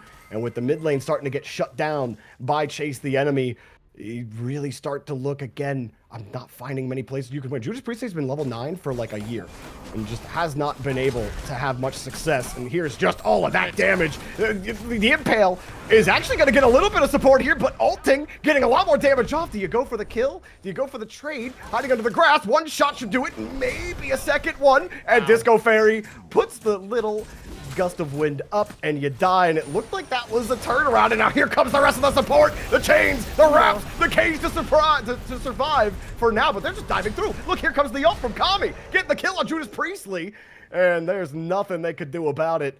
And well, Chase the Enemy, it's working out well for you. What a fight. Jorby, it's looking bleak at this point. Your mid laner opts into building purification, uses it and dies immediately after. You look for a play on left side, you lose the 2v1. You rotate Hugador over. He is not getting anything done. He doesn't die, but he's slowing down his lead. And we said it, there's a timing on this game where if it goes too long or if the lead isn't big enough for Project Win, Chase the Enemy is going to be able to win these team fights fairly easy, or it's just an easy comp to run when it goes to the late game. The mid-game portion isn't even, Project Win isn't pushing their lead enough. Jorby, they have no lead at this point. There's issues. There is tons of it. I mean, just a second ago, it was what, almost even in gold. Now it's a 5K lead. That's what the Gold Fury and a team wipe will do for you real quick. Pyromancer goes down, and a little look at this Fire Giant. But I mean, this Fire Giant is only Chase the Enemies. You know, they'll happily take their food and leave. Maybe not overextend as much as we saw Project Win do in the early portions of game number 1. Chase the Enemy in the picks and ban stage played against Project Win's comp perfectly. The rotations early from Chase the Enemy to respond, where Project Wins with those 2 early frags, perfect again. And then every little fight that keeps happening, they're losing the individual battle. They're getting outskilled. They're getting outplayed. And there's just nothing that Project Win have been able to do so far. And we've been spelling doom for Project Win for the last 7 minutes inbound. But, like, it's just hard to say anything else. Like, this is just what the game in front of us has shown. The last 7 minutes feels like it's just a prelude to a 2-0. Yeah, and with Odin being your one kind of good spot, because this Loki is like a relevant character. He's in a good spot right now, but like Disco Fairy sitting in the bush, one-shotting Nickel. Nickel is forced out already. Disco Fairy doesn't even overcommit for it. And this has been happening kind of since minute 1. This Fenrir, other than, you know, level 1, level 2, level 3, has been pretty irrelevant. Nickel got that early gank by Cammy, and he's kind of done nothing after that. He's just been behind. He's just been getting kind of sat on, and they can't even win 2v1s anymore. Disco Fury's level 18. Yes, Hugador's 18, but there's a difference. There's a massive, massive difference from a level 18 Jingwei scaling versus a level 18 Odin, who's really just going to be a tank late game. As he tanks the tower here to get the kill on God Surma, but this is proving to be, you know, a consolation prize because this is happening on the other side. You're getting beamed to death. You're getting pinged to death. Disco Fairy picks up another kill. This tower is going down easy. I'm telling you, man, they should have picked the Jingwei. Or if you were going to pick the Anher, you should have picked the Ares. It's just not working for you, man. You got absolutely no presence anywhere on this map. 54k gold. You're slowly increasing that lead. You're looking towards the Fire Giant. And Hugador, this is probably the best character on the team that could maybe bird bomb this FG, but he's going to get zoned out immediately. Look how much damage is being done. You said it. A scaling Jingwei is absolutely too strong for this tanky Odin, and then you have Cammy come in here and clean it up. Well, you won't get that kill because he is pretty tanky. And I think the one upside for Project Win there is really no Fire Giant opportunity for Chase the Enemy. It takes them too long. Impact is still a threat, especially onto this Jingwei who has no Aegis. He goes for that beads. So there is a worry for Disco Fairy that if I do take too much damage from Fire Giant, or if we take too long to do this, too many people get here and I can't actually look for this. So they opt to just take that little bit of damage onto Hugador, reset, clean out their own jungle, reset the map kind of across the board, and just go back to farming a little bit. Because again, we've mentioned it a bunch of times, Chase the Enemy doesn't have to win this portion. They are scaling. They are the late game 5v5 team comp. It's on Project Win to either snowball or make plays at this portion in the game to kind of catch up, because Chase the Enemy's got this massive lead. They don't need to force anything. No, not at all. And even looking at that support side, when we talk about Judas Priestley, he just hasn't been able to do anything. He's out 4-level deficit on this Ares. That is, you know, one credit to him. He doesn't look like he's that far behind in the itemization, but I mean, that XP difference will certainly make up for it. And another Gold Fury. This one may be close. Judas Priestley's looking and gets stunned out, but that Gold Fury help not dropping fast enough, and they might get the steal. Gold Fury goes down. It is Chase the Enemy picking it up. They get their third, and Disco Fairy will start cleaning up house. We'll get that all out, but everyone's looking juicy. Hugador comes in, hopes to get the kill, finally gets one. Cammy goes down, and that's the best you can hope for. If your Project Win, get a couple of these kills, you're losing that Gold Fury, you're gonna finally push your advantage. You'll get more Impact, gets another one, but Slipper Slap takes down Impact on top of it. Still the health bars on the Chaos side looking a little vulnerable, and they will break out of it. I don't know if that's the fight exactly Project wanted post Gold Fury, but they do trade out 2 for 2. And you say it's not even a fight that Project Win really wanted, but that's probably the best fight that they've had this game, or even going back to the last 15, 20 minutes of last game. The issue is they killed the Jingwei. They got the Jingwei. She was dead. But this Anubis is level 19 now too. So like, you get that kill on the Jingwei, it's still not guaranteeing you a winning team fight. Impact has to overcommit really hard, ends up trading for it also, and then there's just no more damage on the side of Project Win. I do, however, like what Nickel has opted to do. He goes for this Deathbringer where no Titan's Bane means it's going to be a little bit harder to kill tanks, but if Disco Fairy is a little bit too far out of position, if Nickel can find that 1v1, he can actually win it now with that extra damage from Deathbringer. So I like that he changes up his itemization, the order a little bit. It's a risky play and it's not going to like win them the game or anything, but I like that it's this little change that gives them an opportunity to do something. They can try to find something with Nickel having this Deathbringer. Chase the Enemy knocking down this Pyromancer. Hugador did steal it once with the Bird Bomb last game. I don't think he's going to get to it this time. There's Ares. You won't be able to leap on those chains, and you're completely forced out. Chase the Enemy continuing to dominate the objectives, continuing to dominate in those fights. Looking for picks, looking for any way you can win. If there's anything you can say for Project Win is that, look, you're on that 5.5k deficit now. This is where Chase the Enemy were at this point. They were 6k down to Project Win at the 22 mark. Chase the Enemy were able to slowly work their way back into this. And you talk about Nickel maybe being that force that can bring them back into the game, much like Disco Fairy did last. And maybe it comes off the back of this Kami actually getting the ult, trying to delay them a little bit. And the Fen ult as well, but the cage out to help keep everybody locked in. This is looking good for Project Win. Judas Priestley takes down Cammy, and the Aries looking a little bit in trouble, but Jude Muffin will survive. Gets forced out of the fight. This is starting to look okay for Project Win. You get a pick, but the problem they had before is overstaying your welcome. They know they can't afford to do that now. They'll take their pick and leave. And something has to be said at this point about what Hugador is doing for this team. They're making plays when he's the one there forcing plays to be made. He walks to mid, looks to engage, forces out the ultimates. SMITE's there to follow up. It is just a beautiful game so far by Hugador. And again, last game, the KDA wasn't too fantastic. This game, opposite side, KDA looks fantastic and he's playing fantastic. And this game is not out of reach for Project Win. Yes, we maybe have said Chase the Enemy has a really good late game comp. This is still a... Odin's going to do enough damage, and Impact is going to do enough damage to be able to threaten Disco Fairy in the late game. Disco Fairy has no Aegis this game. He opts for the beads, so he has that extra CC immunity. But a grouping on right, Hugador, maybe a little bit in trouble right here. Does have some support coming his way through the right side jungle. This may be a fight they take as Hugador waits for it, but you see them actually having to catch the reinforcements on the other side. Hugador is going to be alone for a little bit. Hades ult coming out as well. Cage in response, and a lot of ults get dropped out suddenly. Can Project Win survive? No! Judas Priestley immediately annihilated. No surprise, though, considering how far the deficit is for them, and then Disco Fairy coming through. Gonna get a lot of damage out, but so is Hugador. Absolutely wrecking him on that play. You'll take that trade all day, and you pull him under the tower. Chase the enemy.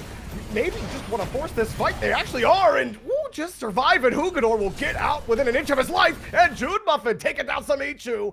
Not how Project Win saw that one happening for them. The tower will fall, and you maybe did not win the trade that you wanted to. Godsummer goes down for sure, but Judas Priestley and SMITE down in progress. Get Hugador and Impact some help. The performance they are putting in these team fights to keep this game as close as it is, it's astounding. Hugador starts baiting in very well there. Also not, you know, overstaying on a dive. He drops out when he needs to. He's taking aggro when he needs to. Judas Priestley on this Fenrir is doing really nothing. His ultimates aren't useful. His pressure was unimpactful. SMITE is doing stuff with his ultimates, but he's just not far enough in his build to really threaten because he opts for this purification. There's a glaring issue that we have seen so far in this game, and Nickel being forced out like that. Beads now being forced out also. They're big issues. Hugador actually got the cage and still doing a lot of damage. Judas Priestley comes through, and Nickel will get Slipper Slap off the table. Cammy ult to throw them up a little bit. That actually does a ton of damage on the Nickel. He'll go down. Jude Muffin with credit for it. Impact does trade, though. Disco Fairy is taken off the table. That'll make getting this Fire Giant hard if they were going to take it. And Hugador still standing tall here in the middle of the fight. And that will be a pull off, but you take a 2-for-1 this time on the side of Project Win. They're stalling him out. Inbound, Project Win somehow staying alive, keeping themselves in this fight, not losing it completely, and they actually win the trade this time. Yeah, and they kill the two important players for Chase the Enemy. It's Slipper Slap on this Anubis, and it's Disco Fairy on this Jingwei. Those have got to be your two focuses. We do not want to get wrapped up in trying to kill this Ares, trying to kill Cammy on this Mordred. Those are not important. Yes, if the Hades goes too far forward, kill him, obviously, but you should be hyper focused on Slipper Slap.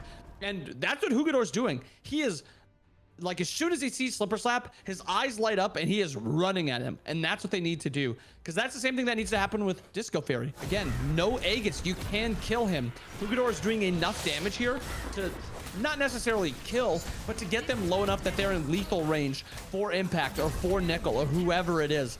Again, like, I feel like everything I say about Project Win is built around what Hugador is doing, but he is just doing so much for this team. If they can just keep playing around them, like, late game team fights could go in their favor.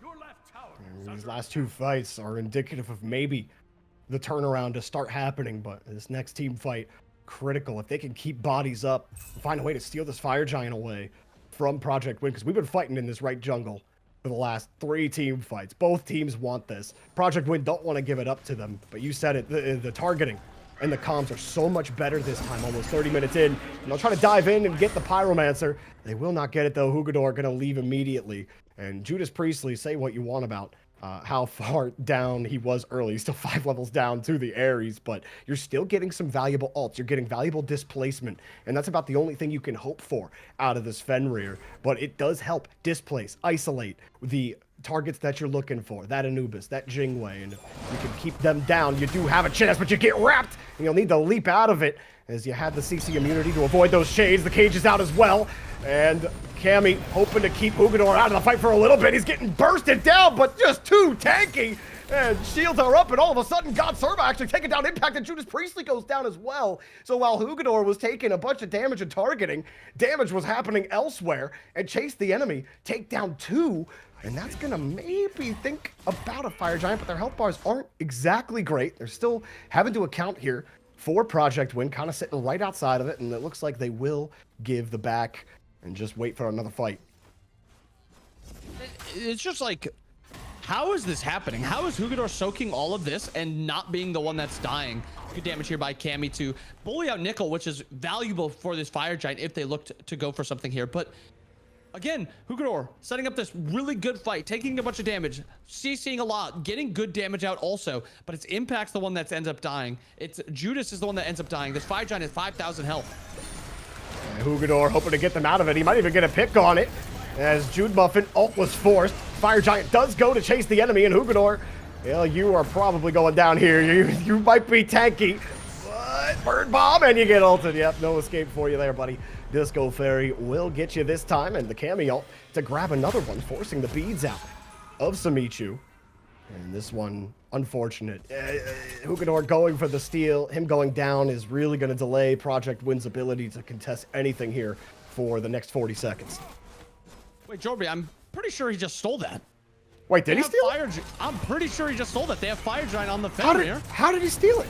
The Sunder. He stole it with Sunder. This nerf Sunder, 500 damage was enough to steal it. Chase the enemy. Really bad misplay there, even giving Hugador the opportunity to steal that. But everything I say just reverts back to Hugador. The man is putting on a performance, guys. He's insane. Just a little bit of help.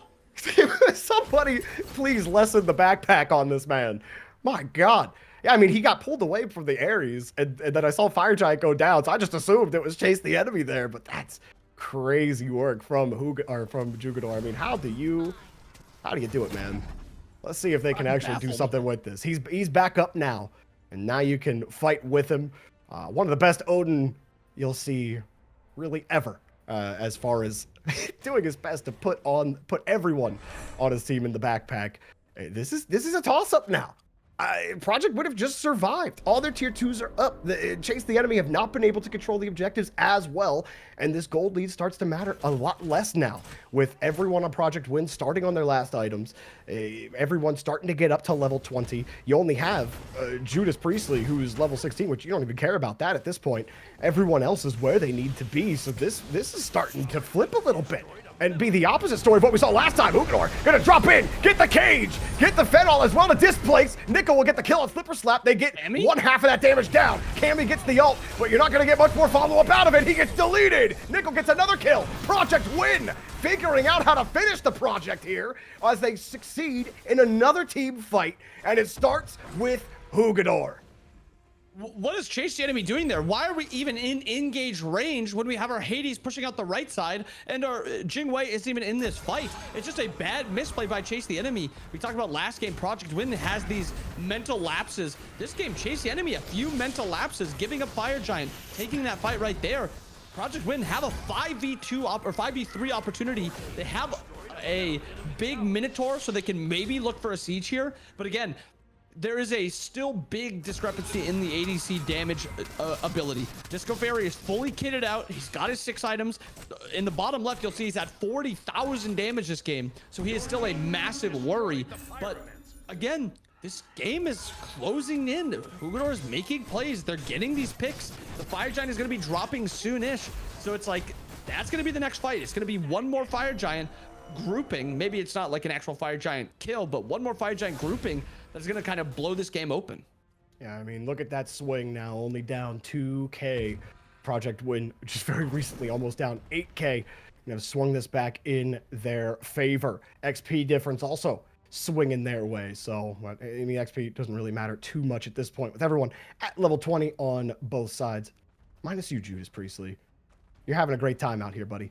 But man, Project Win, I mean, we talked about the comms issues late game and the team fights in game 1, your inability to take your win and leave. And now it feels like Chase the Enemy caught that bug. You were kind of saying that just now inbound. Like, they caught that bug. They're making a couple of key misplays, unable to confirm an objective, unable to convert some of these team fights. And there's actually a blink here, and an ult to force out a beads from Nickel. He's just going to chase right in with that ult and get more damage out. He does not care. He keeps on going. Silence. Good night to you. Slipper Slap will get the kill, but make no mistake about it, that was God Surma setting all that one up. And Hugador, what are you going to do about it? Love that response from Chase the Enemy. You found the pick you want, aggressive here in the solo lane. And that is just a really good play there by God Surma. This Hades does enough damage to threaten Nickel. Nickel loses the beads also. And now, Fire Giant still not up yet, but this is allowing Chase the Enemy to get the wards and get the pressure back on the map. Impact's trying to relieve a little bit of that pressure quickly, pushing out middle wave. But, I mean, you'll see these wards are dropping on the side of Project Win. They have the side camp by Fire Giant warded right there, the little brush area. Now it's time on Chase the Enemy. Back up. Let's get some vision. Let's get some sentries, and let's start placing them. Because, again, Hugador is a worry. If he gets a nice little flank off, you have to be worried about what he's able to do. But he is really far forward right now. Yeah, Hugador might be tanky. Gotta be careful. You have a little bit of support coming your way as they try to get this Ancient Fury down. And they will easily, no problem. And now, fight looking towards the Fire Giant side. I think they just want to take it. Chase the Enemy, feeling that swing coming back from Project Win. They really want any kind of advantage they could get. Hugador stole it last time. As it comes back around, Cammy trying to zone out Hugador. That's the big problem. They want to shut him down. Cammy sitting around it. And the fight also happening on the other side of the jungle. Ares ult not going to catch anybody, but you do force a little bit of that utility as we stand off here on the Fire Giant. All 5 up on each side. The 5v5 team fight, it feels like whoever gets this, if they could get a dominant win in this team fight, it may spell the end for either team. You're evened up. Project Win have came back, and now they stand off once more in the right jungle. Who will be the first to aggress? Ares ult will be down for a little bit longer. Impact looking towards that mid lane. Nickel also has been pumping out that damage, but slowly they're giving ground over to Chase the Enemy. Happy to give it. I think they want to respond instead of force the fight themselves. This Impact will wait as well. As we get farther and farther into these games, I like to look at, how easy both sides engage is, how easy it is to start fights. And so far, you would think Chase the Enemy has a pretty easy way to start fights with this Ares ult, but it's not getting any value. This purification is just being held for as soon as Ares looks to go in, you just purify it. And that's kind of ending any fight potential that Jude Muffin kind of has. Outside of that, it's really on God Surma and Cammy to kind of blink in or dive into the backline to get these fights started. But we've seen how much damage God Surma can do. He threatens this on her. He does enough damage to kill the on her. Maybe not as much damage against Samichu, because Samichu has that purification, which gives those magical protections. Kind of allows him to live that, but that was like a few minutes ago. That was before the life binder. Now he's got fully statted out build. Maybe he's even a threat onto Samichu, but that is my worry right now. How are you going to look to start fights? Well, Hugador dropped the cage, but the follow-up is super slow here. And the ult into the dive, and Samichu deletes God Surma. That didn't work. Impact also killing Disco Fairy. Project Win are deleting everybody on Chase the Enemy. They're the ones getting chased out of the right jungle. Nickel gets another kill. That's 3, 4 down. Here's the 5th. Is it a deicide? Surely it looks like it. Cammy, survive as long as you can. Delay as long as you can. That's the name of the game, because eventually your death is written on the tablet. And they're trying to fight him, but Cammy is expertly moving it away. Dodges the brutalize. Gets around them again. Doing some damage. Cammy, pop. Little shove, and well, how about that? You don't die, and everyone's going to abandon it and just go straight for the Phoenix, because Cammy, you're great, you're delaying the Fenrir, but look what's happening, or what's about to happen to this Phoenix with everybody down. What a fight for Project Win. And they have plenty of time. 20 seconds until God Surma's alive. Cammy's the only one here. Doesn't have the ultimate available also, and there's a lot of damage on the side of Project Win. I don't think there's anything Cammy can do. You've got nothing to peel anybody off. and Project Win complete the first half of their project, come back to force a game 3. We got ourselves a match. Jorby, let me just say, I better not see an Odin in Hugador's hands for the rest of this series, maybe even the rest of the last chance qualifiers. What he is doing, I mean, you said beyond this game even, a lot of their value comes from him dominating lane. Odin allows him to dominate lane and transition into the late game and just dominate there also. Don't give him Odin again. I don't care if you have to give up not having Jingwei. This Odin is just, it's incredible what he's doing. Like, he's making the god look like it does more than what it's intended to do. I really feel like he single-handedly pulled his team back into this game. Sure. It looked like it was over halfway through. I mean, that was insane stuff from Project Win, and a complete flip from the last game. Chase the Enemy win the early game, and then Project Win come back. So both teams having trouble closing when they have the lead, but great on the comebacks. We got some good Smite ahead of us here for game number 3. Who's going to take it, Project Win or Chase the Enemy? Find out after the break.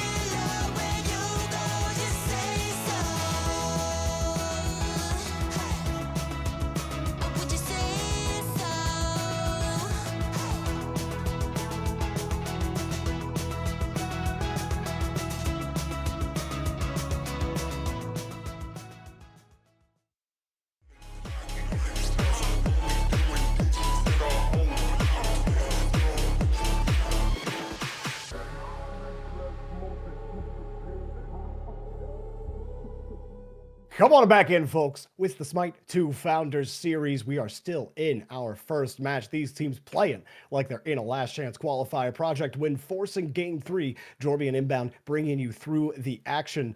And Inbound, we can't say enough about him, but Hugador, OP. Gotta stop him. Gotta stop him by any means necessary if you're chasing the enemy. Yeah, and actually, I've got a lot of words to say about him. Impressive, dominant, hard carry. I said this at the end of last game, but Jorby, this Odin is an issue. Please do not give it to him again. Pick it away, ban it, do whatever you want. Don't trade it even for the Jing Wei. Just get rid of it. In my opinion, I think the best case scenario right now is you take first pick and you just throwaway ban the throwaway ban the Odin. I think it is just best to not even worry about it. So you think insta ban Odin, lock Zeus? That way, I'm down. Is that what you're thinking? Sounds good. Yeah. All right. Well, we'll see, but yeah, the post game stats going to show you a lot. And showing you why Odin is so freaking good. Look at the mitigation, but also look at the damage.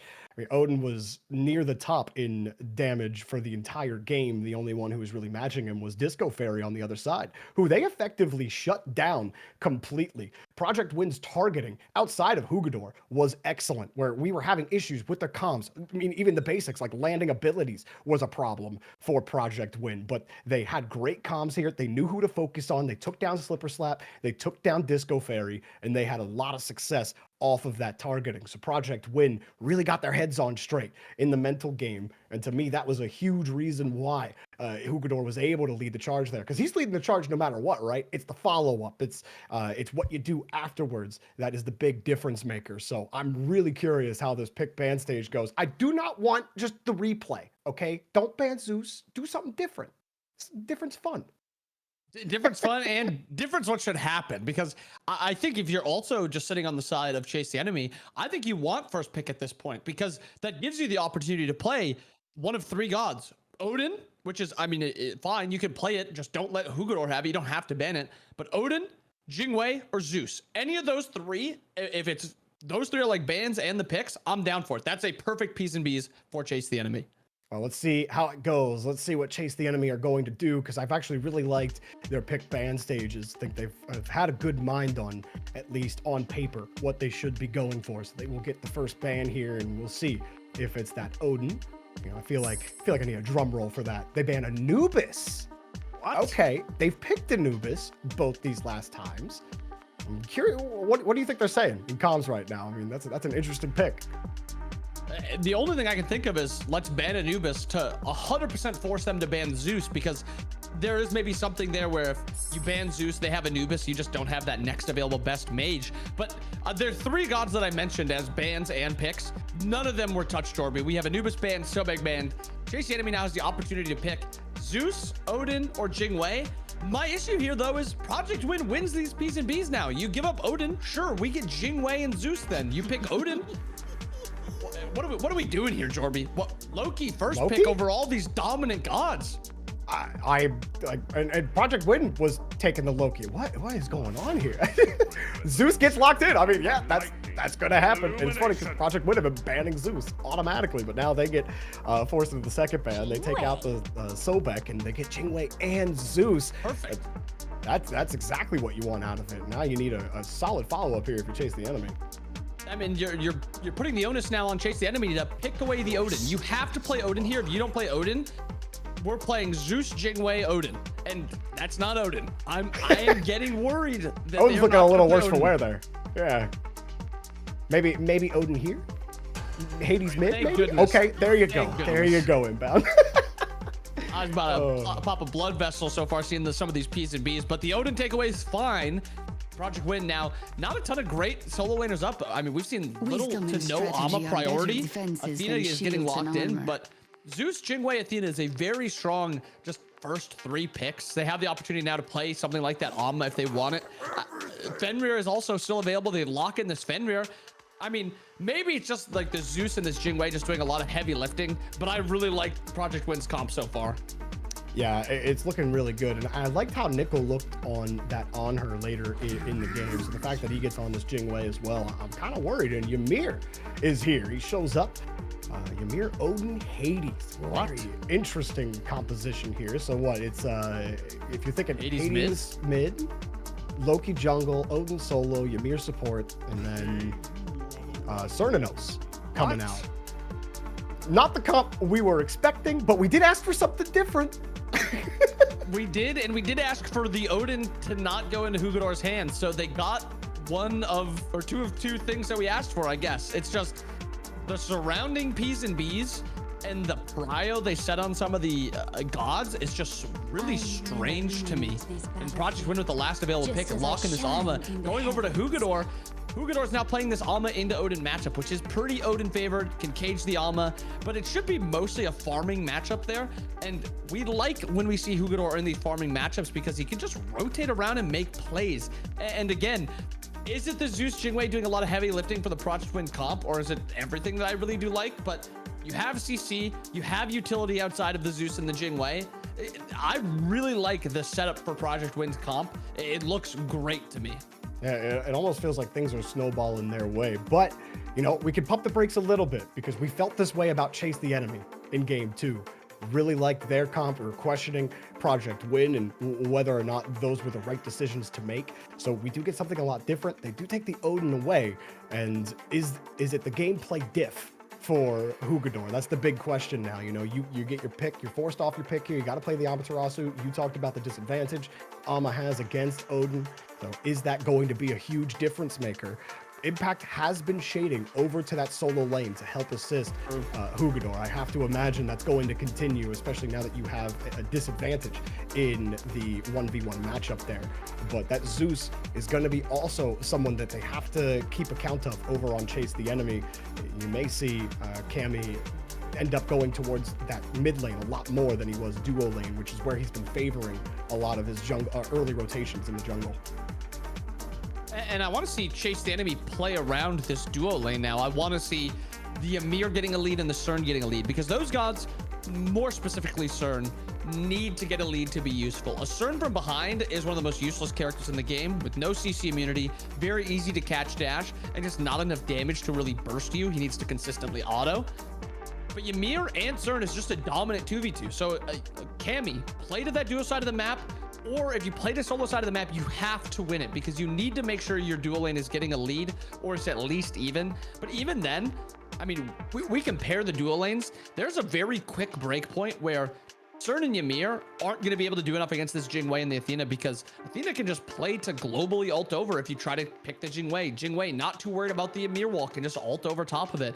So it has to be we need to get an early lead quickly. We need to get that respawn of the buff camp that spawns in the middle area, the contestable one. We need to get the gold camp on the outside also. You need to be able to push your lead early. Yes, they have this Ymir Cern. They should be able to, but just because you should be able to do something doesn't mean it will happen. There is possibilities of early ganks. There's possibilities of early plays by the support to throw you out of whack. So they need to get a lead.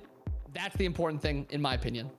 Let's hop into the arena and let's get game 3 started. No better way to start off our second week of Last Chance qualifiers than getting a close game 3. And the story of both of these games has been a flip-flop. You had Project Wind start strong in game 1, Chase the Enemy slowly work their way back despite a gold deficit. Then you had the exact opposite happen in game 2. So no matter what happens here in the first 15 minutes, as long as things are manageable, we see 7-8K gold lead, no problem. No matter the comp, no matter the itemization, no matter the level difference. We had Judas Priestley sitting 5 levels under the opponent's support and didn't matter. So we'll see how it works out, but this one may go another 30 plus minutes. Game 1 was 42.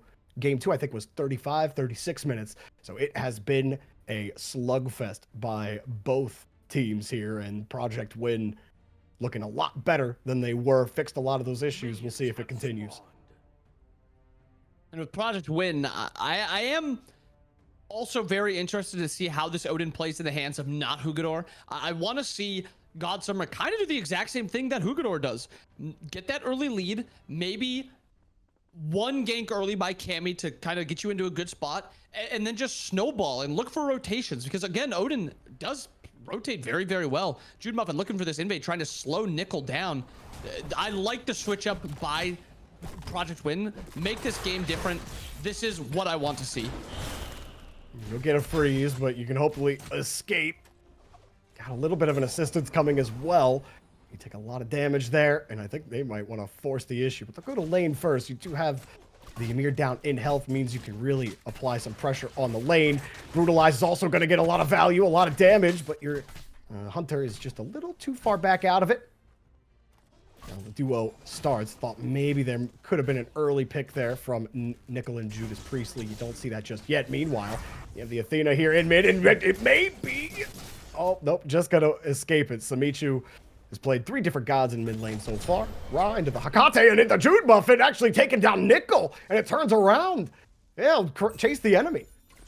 Maybe chased a little too long, and they're both gonna get wiped here. Jude Muffin taking it down, and you said it. They gotta stay ahead, and they start ahead. I absolutely despise how that 2v2 happened on the side of Judas Priestley and Nickel. Why are we fighting level 2? Why are we brutalizing and taking 3/4 of our health bar against this CERN? CERN has like value in one spot in the early portion of the game, and it's that he's got these melee autos that just make him do an extra 30% damage. Why are we fighting in that melee range? The Heavy Glaive is one of the most OP passives in the game if you're fighting in melee range, and that is exactly what Judas Priestley did. He played Defender last game also, didn't love it, and instead of giving him the Athena, they're bringing him back to playing this Fenrir, and they're putting Athena in the jungle. Just so far, just an absolute lack of serious thought about how the 2v2 should happen, and it's just to put you really far behind already just 2 minutes into the game. Yeah, not exactly what you want to see. And there's something we haven't seen a lot. It was Project Win getting a Warhorn. Or no, sorry, that is something we did see a lot. Sorry, the opposite way. I'm so used to seeing Project Win on order side, so my brain was flipping there a little bit. Hugador is going to get jumped right on top of, and yep, you're going to get zoned out. They actually do find the jungler over here early on, so the opposite was usually true, right? Impact with the early solo lane rotations, but Cammy on the Loki is also going to shade over to that solo lane, try to push the god advantage that you have in this lane. But as I say that, of course, Impact is lurking around. Hugador hoping to get it, but you're not going to get much. So at least sit under the tower, or at least near the tower, and yeah, Impact going to leave the play immediately. Still getting a lot of value. I'm really curious about how this solo lane matchup will go as we continue, but you do have an ult available, and there you go.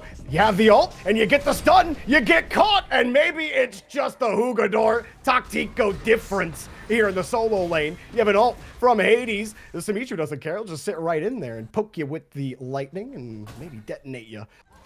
A couple of fights happening all over the map here inbound, and well, it's a good little comeback on other sides of the map from Chase the Enemy, but this duo lane is not going their way right now. They're getting invaded on, they're getting popped, and trying to push the advantage, walling up to prevent that Defender of Olympus from getting all the value, and they will abandon it back to lane.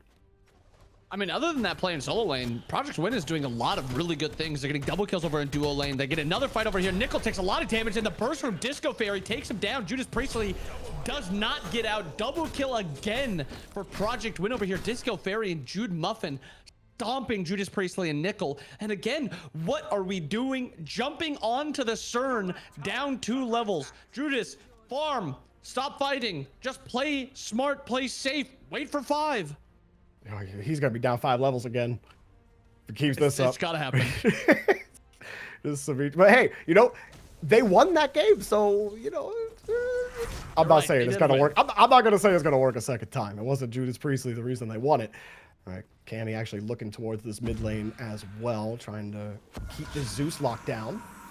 You prevent the back at the very least, as he'll walk his way right back over to that duo side. Invades as well, got the freeze, Ymir ult out, Judas Priestley getting completely caught! That health bar deleted, and everybody else actually following suit here. Chase the Enemy, actually getting some getting some damage out, and this is actually looking okay. Is SMITE actually going to leave it? So Chase the Enemy actually getting pushed back by Project Win, who have a dominant start here in the first 5 minutes. And really good zoning there by Slipper Slap there, going onto the Zeus so that when they did commit to Judas Priestley, there was no follow-up damage of that Zeus. So again, Slipper Slap not looking to kill this Zeus, but really just make him useless in fights. So it's another good play by him to do that. They get that kill into Judas Priestley, putting this Fenrir into a state of being useless. Now there's just a point of Project Win. We've got a couple of big wins. But now we need to start looking at those Gold Furies. We need to start looking to snowball this lead. We need to make sure also that this man right here is not going to keep Chase the Enemy in this game. You have to know where Hugador is at all times. He's ahead of the Odin as well. Chase the Enemy again, trying to get aggressive in this duo lane. Nickel having a little bit of help from Impact, but there's some support that will not be coming. They will get this buff so they don't actually get caught out for the aggression. And SMITE also facing a lot of pressure here in the mid lane, which Cammy has been paying some extra attention to. Got to keep that Zeus down, but here's Hugador, Tactico again. You have the level advantage and get a lot of that damage off. She's just bursting right through that shield of Odin. So far, this game is kind of perfect for what Project Win wants to do. They have this early game lead. Their dual lane is stomping. CERN is in a really good spot, and right now, CERN's damage is even good against tanks. And actually, a gank looking onto Hugador. Has to drop the ult. Cage will keep you locked in, but you did do a lot of damage. And Hugador, no fear on it. Just sits right in, starts swinging the sword. You have a little bit of support coming your way as well. Here comes Impact, drops it, got the taunt, and it turns it right back around. They thought they had the fight, but Project Win are finding out real quick. Here comes the turnaround again, and they're deleted Judas Priestley with a timely rotation, but Jude Muffin also here to keep things okay for Project Win. He'll move that one around, no problem, as they come right through and have the ult as well. They will get another kill. Impact goes down. Slipper Slap will get the kill. So nice rotations here from Project Win, where it looked like it may have gone Hugador's way with Chase the Enemy. Instead, it has not. Project Win are getting those wins. And so far, Jorby, in all these games, it has been a tale of two sides of the map.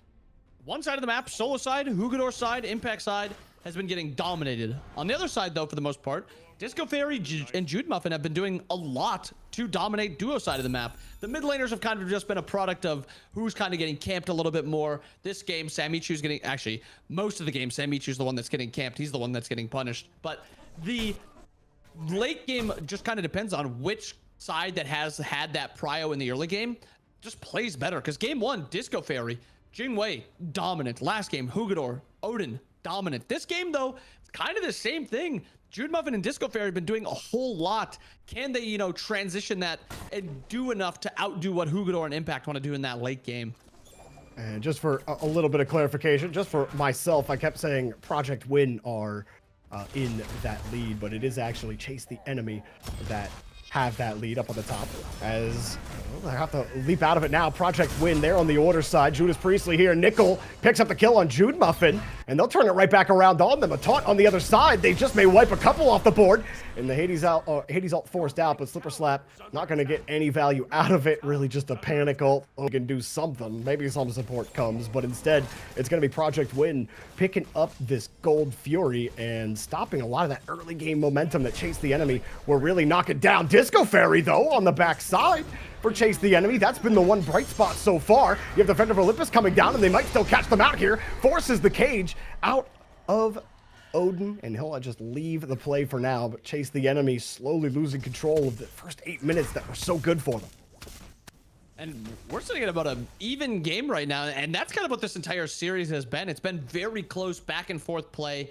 I mean, you said it best. Who's ever leading in the early game loses the late game. I don't know what it is. It doesn't matter what the key team comp is. That early lead is never safe. And again, that early lead is not safe in this one. Eyes, though, on that first Gold Fury respawn, because that second respawn usually mean there's going to be a fight happening around it. The gold lead right now is not there. It's a very, very close game. But games balloon really quickly. A lot of Gold Furies. There's Nagas. There's Pyros very soon. Fire Giant spawns somewhat early. There's a lot of plays to be made. And especially when Disco Fair's got this really massive lead, Hugador has this really massive lead. They have really good objective damage on both teams. Yeah, very solid from Project Win on being able to respond too, and I think he just may be Hugador, the difference maker, but you do have on the other side, God Surma has been able to fight back, and it's going to get a little tougher now that you got that Mystical Mail online and everything.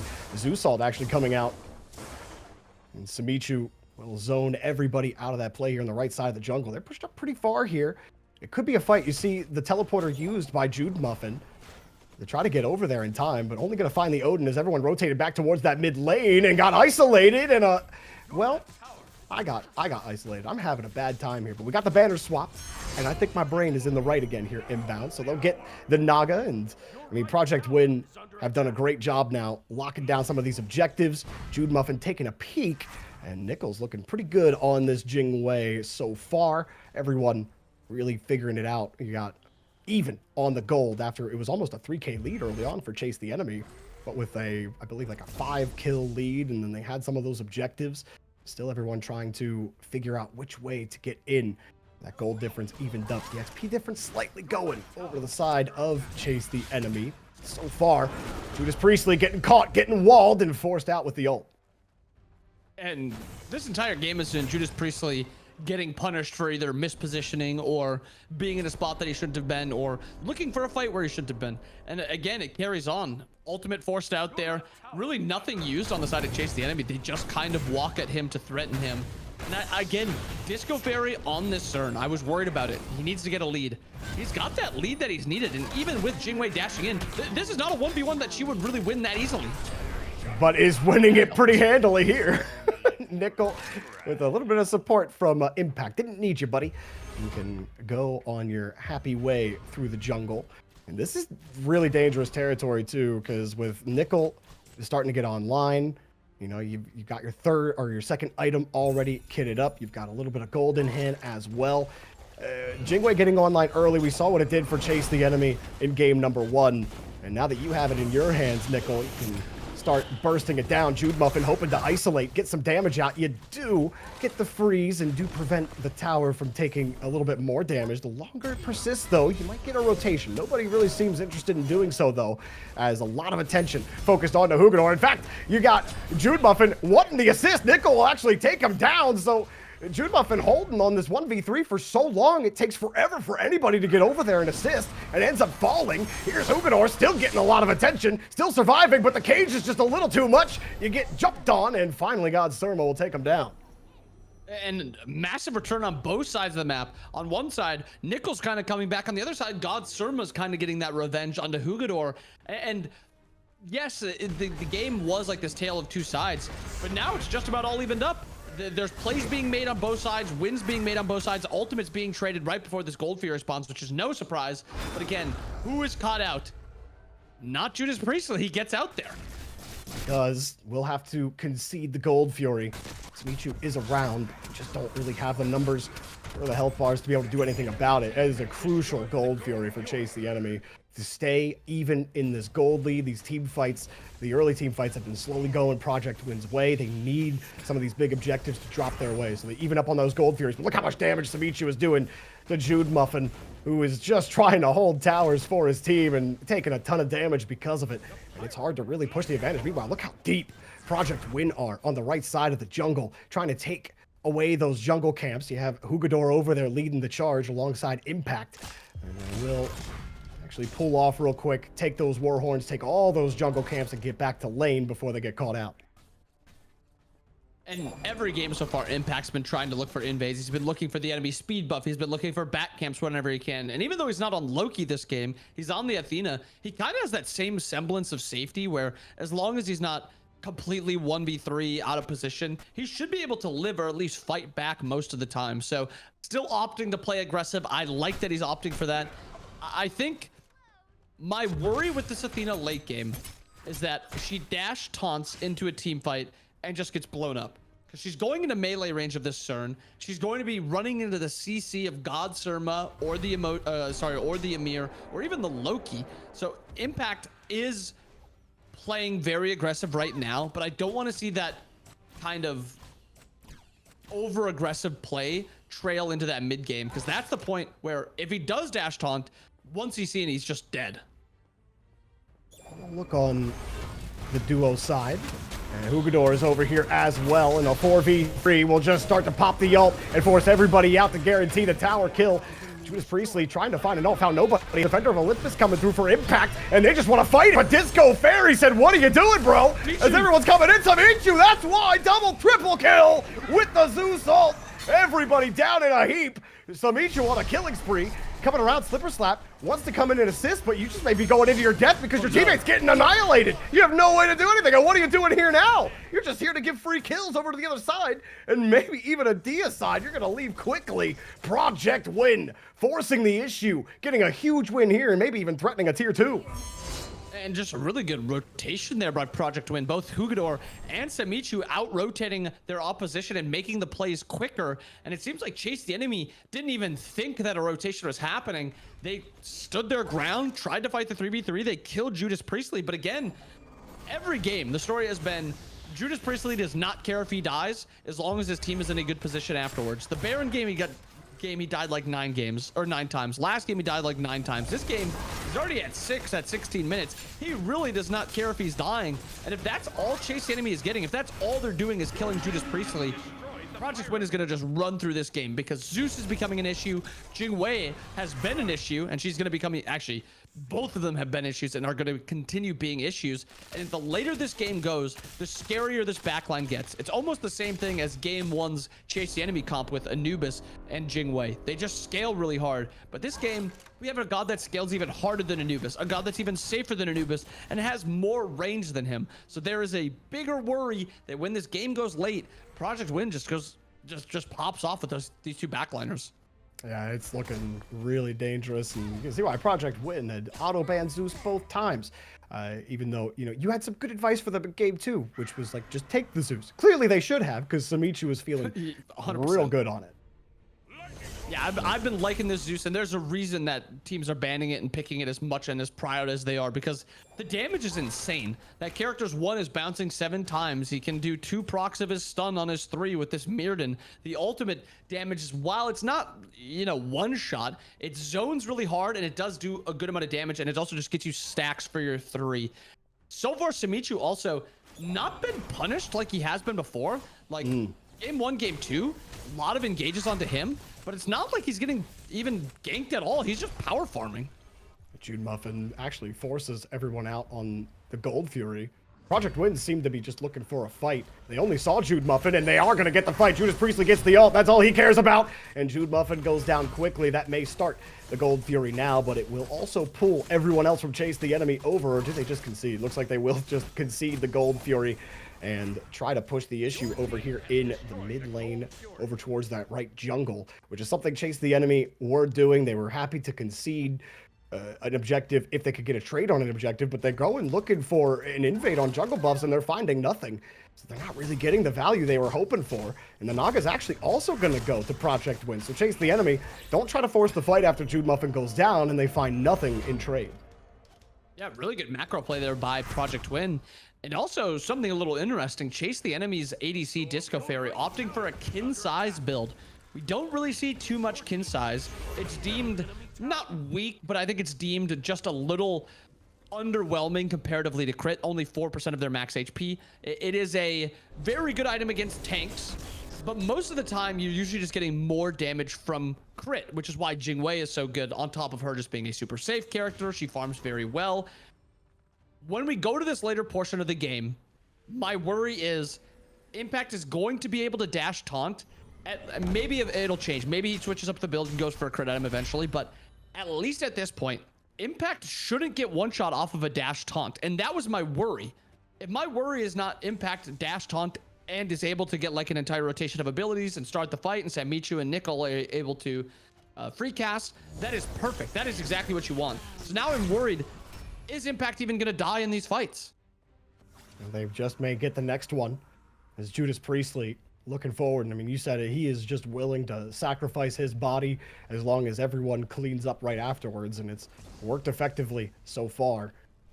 And Jude Muffin not finding the success on this Ymir outside of that first 5 minutes that I think they were hoping for. But look at Chase the Enemy, really just trying to push forward, push them off that fire giant.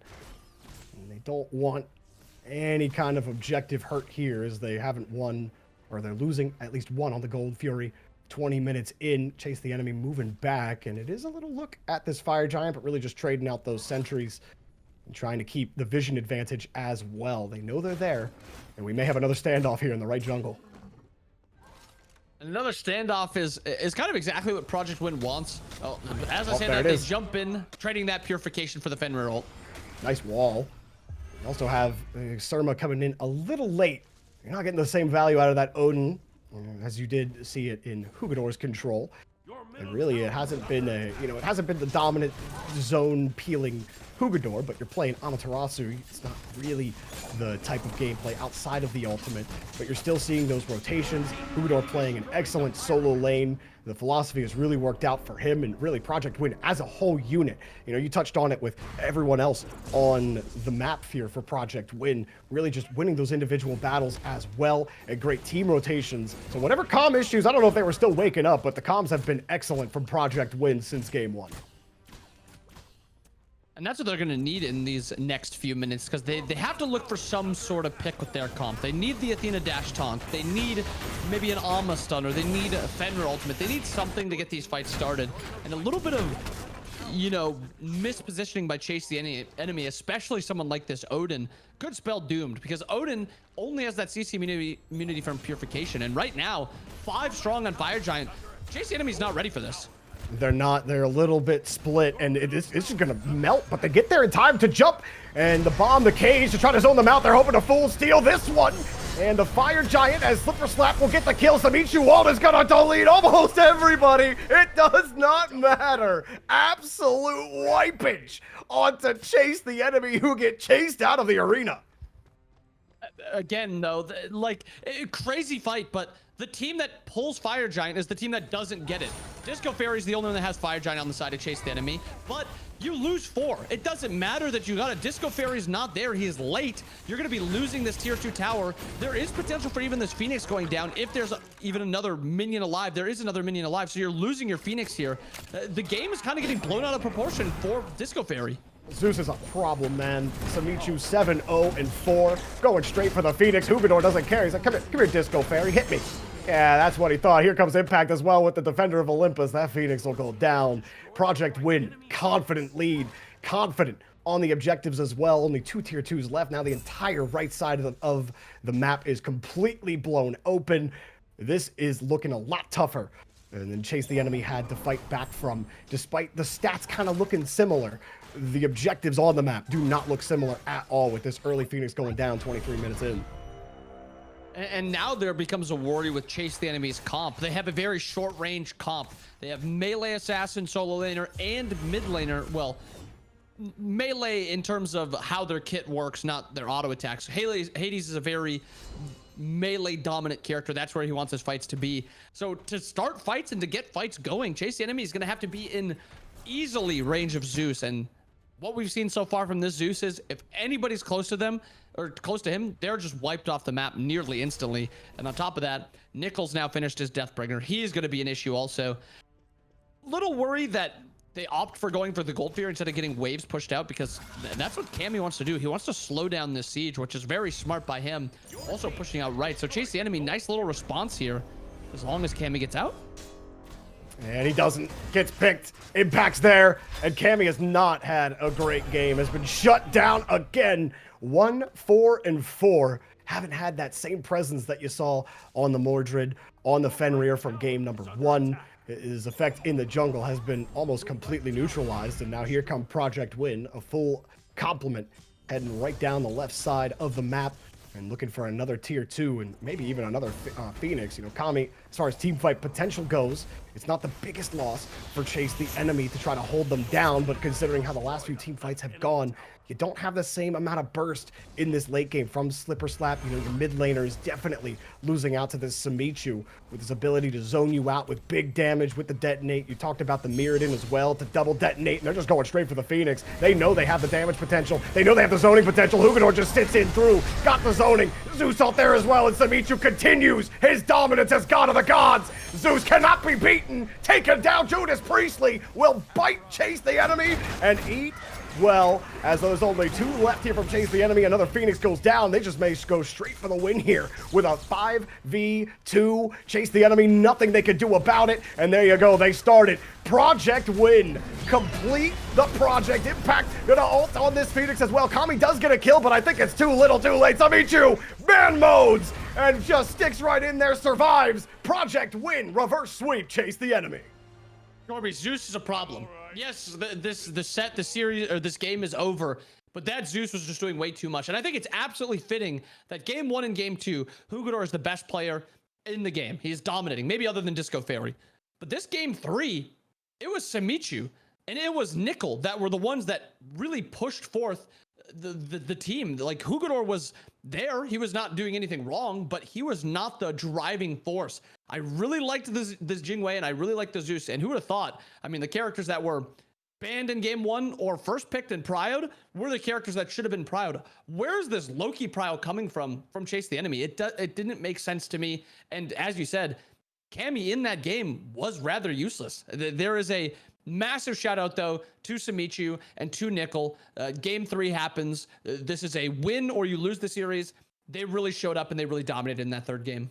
And I mean, if you weren't gonna pick Zeus, like banning the Anubis also just a questionable decision from Chase the Enemy. And we're both kind of raising our eyebrow at that one. And the pick ban stage actually ended up being really what decided things. And how about, Hugador? He didn't have the same effect that he did on the map, but you didn't get the same value out of that Odin. You tried to take away the Odin, but you couldn't take away Hugador either. But SMITE, big. What a turnaround he had. Game 1, missed every raw ability late in the game, couldn't get the damage off. And then since then, Hakate, a lot more effective, not as effective as this Zeus, but yeah, we see why Zeus was getting auto-banned all the time. I want to see that damage output, please. 9-0-6 is absolutely ridiculous work from him. I thought Nickel would be the centerpiece on that Jingwei, but man, project win. What a game, because this helps you. You were 1-1 in groups, and now you're 2-1. Granted, game differential doesn't help you the best. You only get +1 out of it, but it's still a huge win for this team where it really didn't look like they were going to be able to figure it out against Chase the Enemy. And I think this series should be a lesson for all teams that Zeus is the best mid laner by a mile. Jingwei is the best ADC by a mile. You have to either have an answer or you have to be able to play one of them, because giving up both of them, this is what's going to happen. The early game was even really good for the side of Chase the Enemy. The dual lane was dominating. I mean, Disco Fairy didn't have a bad game by any means. He got off to a really big lead. But once it came late game, he can't walk up. He's just going to take Zeus damage or Jingwei damage. 32,000 damage from the Zeus. Woo. It's just, I do not want to see a Jingwei Zeus backline again, Jorby, unless you're, I don't know, getting Sobek and a 1-game lead or something like that. Yes, Sobek and a hope and a prayer. Yeah, getting over double the damage of the next highest damage dealer, Nickel. The fact that you outdid Jingwei that much, I mean, Zeus, jeez. But Chase the Enemy, they're not out of this group stage yet. They do fall to 1-2 in the group stage. They have another match to play today, as that group A is starting to get rounded out in EMEA. But man, I really enjoyed this match. We were talking about it beforehand. You thought that this one was going to be good, a little bit closer. It really did end up being that way. So, and a lot of these teams, again, all of the best teams in the SMITE Founders Series have been waiting for a couple of weeks now.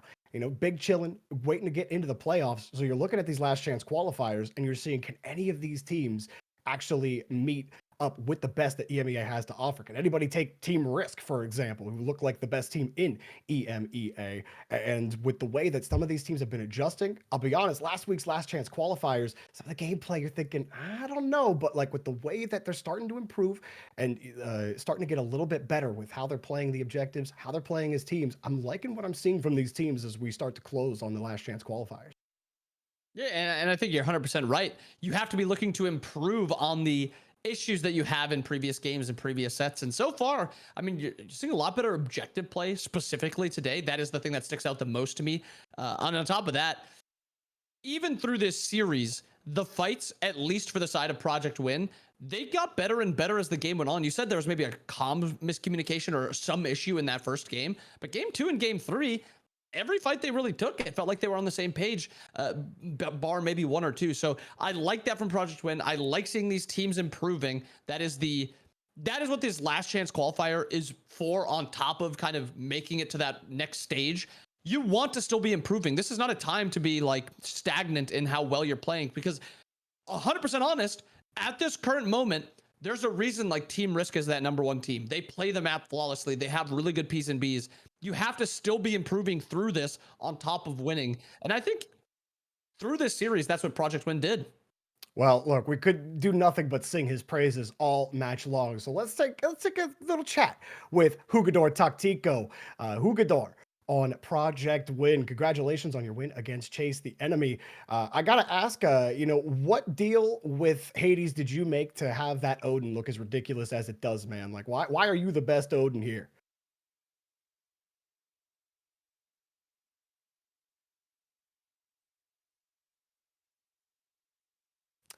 Jugador, can't hear you, Jugador. So I think you have to unmute on your side. We'll get you unmuted here in a second. But I tell you, whatever he said inbound, I saw the lips. Can you hear me? There you go. We hear you now. How you doing, Jugador? Okay, perfect.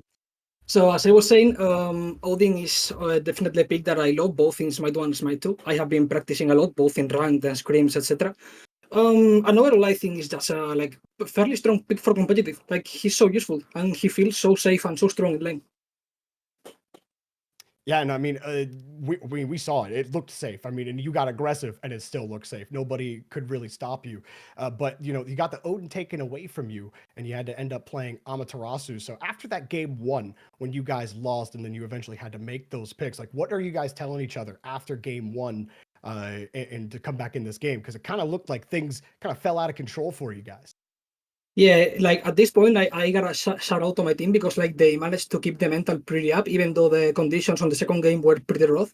And as you have seen, like we managed to get the game back on.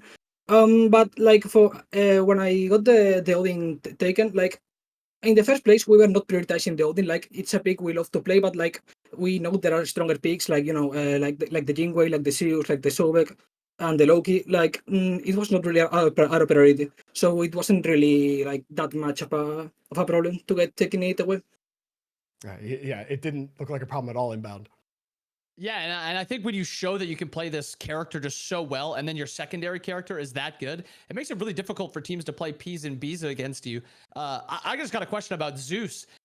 Do you think that the Zeus ban priority is something that will carry through the rest of this last chance qualifier? It is a god that we've seen now banned just like permanently. Do you expect to see it banned for like the rest of LCQ? Oh, absolutely. I think Zeus is like by far the strongest mid laner. Like the damage output he's able to display is basically absurd. And between like probably the 3 priority picks are gonna be like Zeus, Loki, and Sobek. So I expect to see a lot of Zeus both banned and picked. Like I think most of the strong teams are gonna value it so highly. Well, Jugador, Awesome. Absolute pleasure to watch you play in that Thank match. you. Excited to see you in the rest of the group stage. But we're going to send you out of here for now. Good luck in the rest of your matches in the group stage and trying to get to the playoffs, man. All right. Thank you so much. And that is Jugador for you. There you go. The man not only dominant in the lobby, but also dominant in those words per minute. But you heard it from his mouth too. Yeah, Zeus auto ban, Sobek auto ban. Don't let them on the arena. Yeah, there is something specific about how SMITE played that Zeus game versus the first 2. It just looked like he was a man possessed. And yes, it was probably partially Zeus, but there is something that should be said about how SMITE improved through every game. That game 1, you said, that Raw wasn't doing too much in like the later portions of the game. It looked better with the Kate. He had a few outplays. And then the Zeus, everything comes together. It's like a little bow, a little ribbon on top, because he played very good on that 3rd game.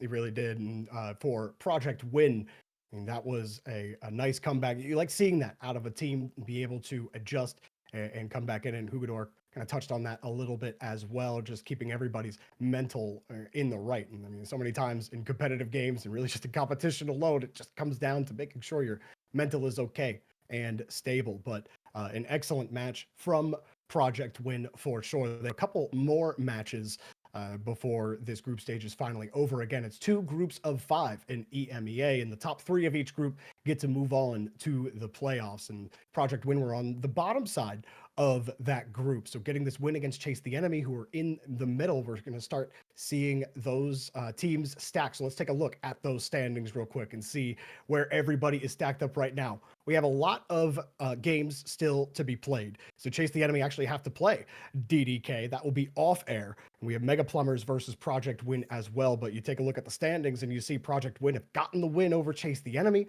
who are now in that 4th spot and keeping them out of the playoffs. Head-to-head tiebreakers do matter. It is first before game differential. So that win over Chase the Enemy is huge for Project Win in that 3rd spot. And you said top 3 of the teams that need to make it through. These are the teams, these are the games that you need to win. This upcoming game versus Mega Plumbers, this is a game that could put it away and guarantee you top 3. So these next 2 games, well, last game and then this game, very, very important for Project Win. And if they continue just improving on their game, they continue, improving that team fight, keeping those P's and B's clean, this is a very threatening team, Jorby.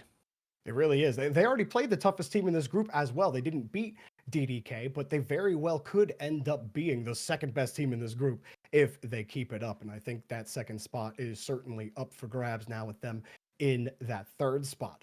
But what one of the longest matches we've had so far in EMEA LCQ. Most of these games have been sub 20 minutes, if you can believe it.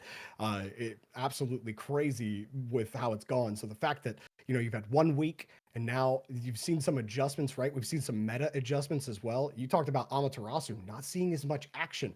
Only came out when Hugador was isolated or tried to get his pick taken away, and you're starting to see more things come to the forefront. Zeus being banned is not new, but Sobek getting those bans as he's available for the first time this week seems to be on everybody's mind about keeping out of those lobbies and forcing the supports that everyone feels a little bit more comfortable playing against.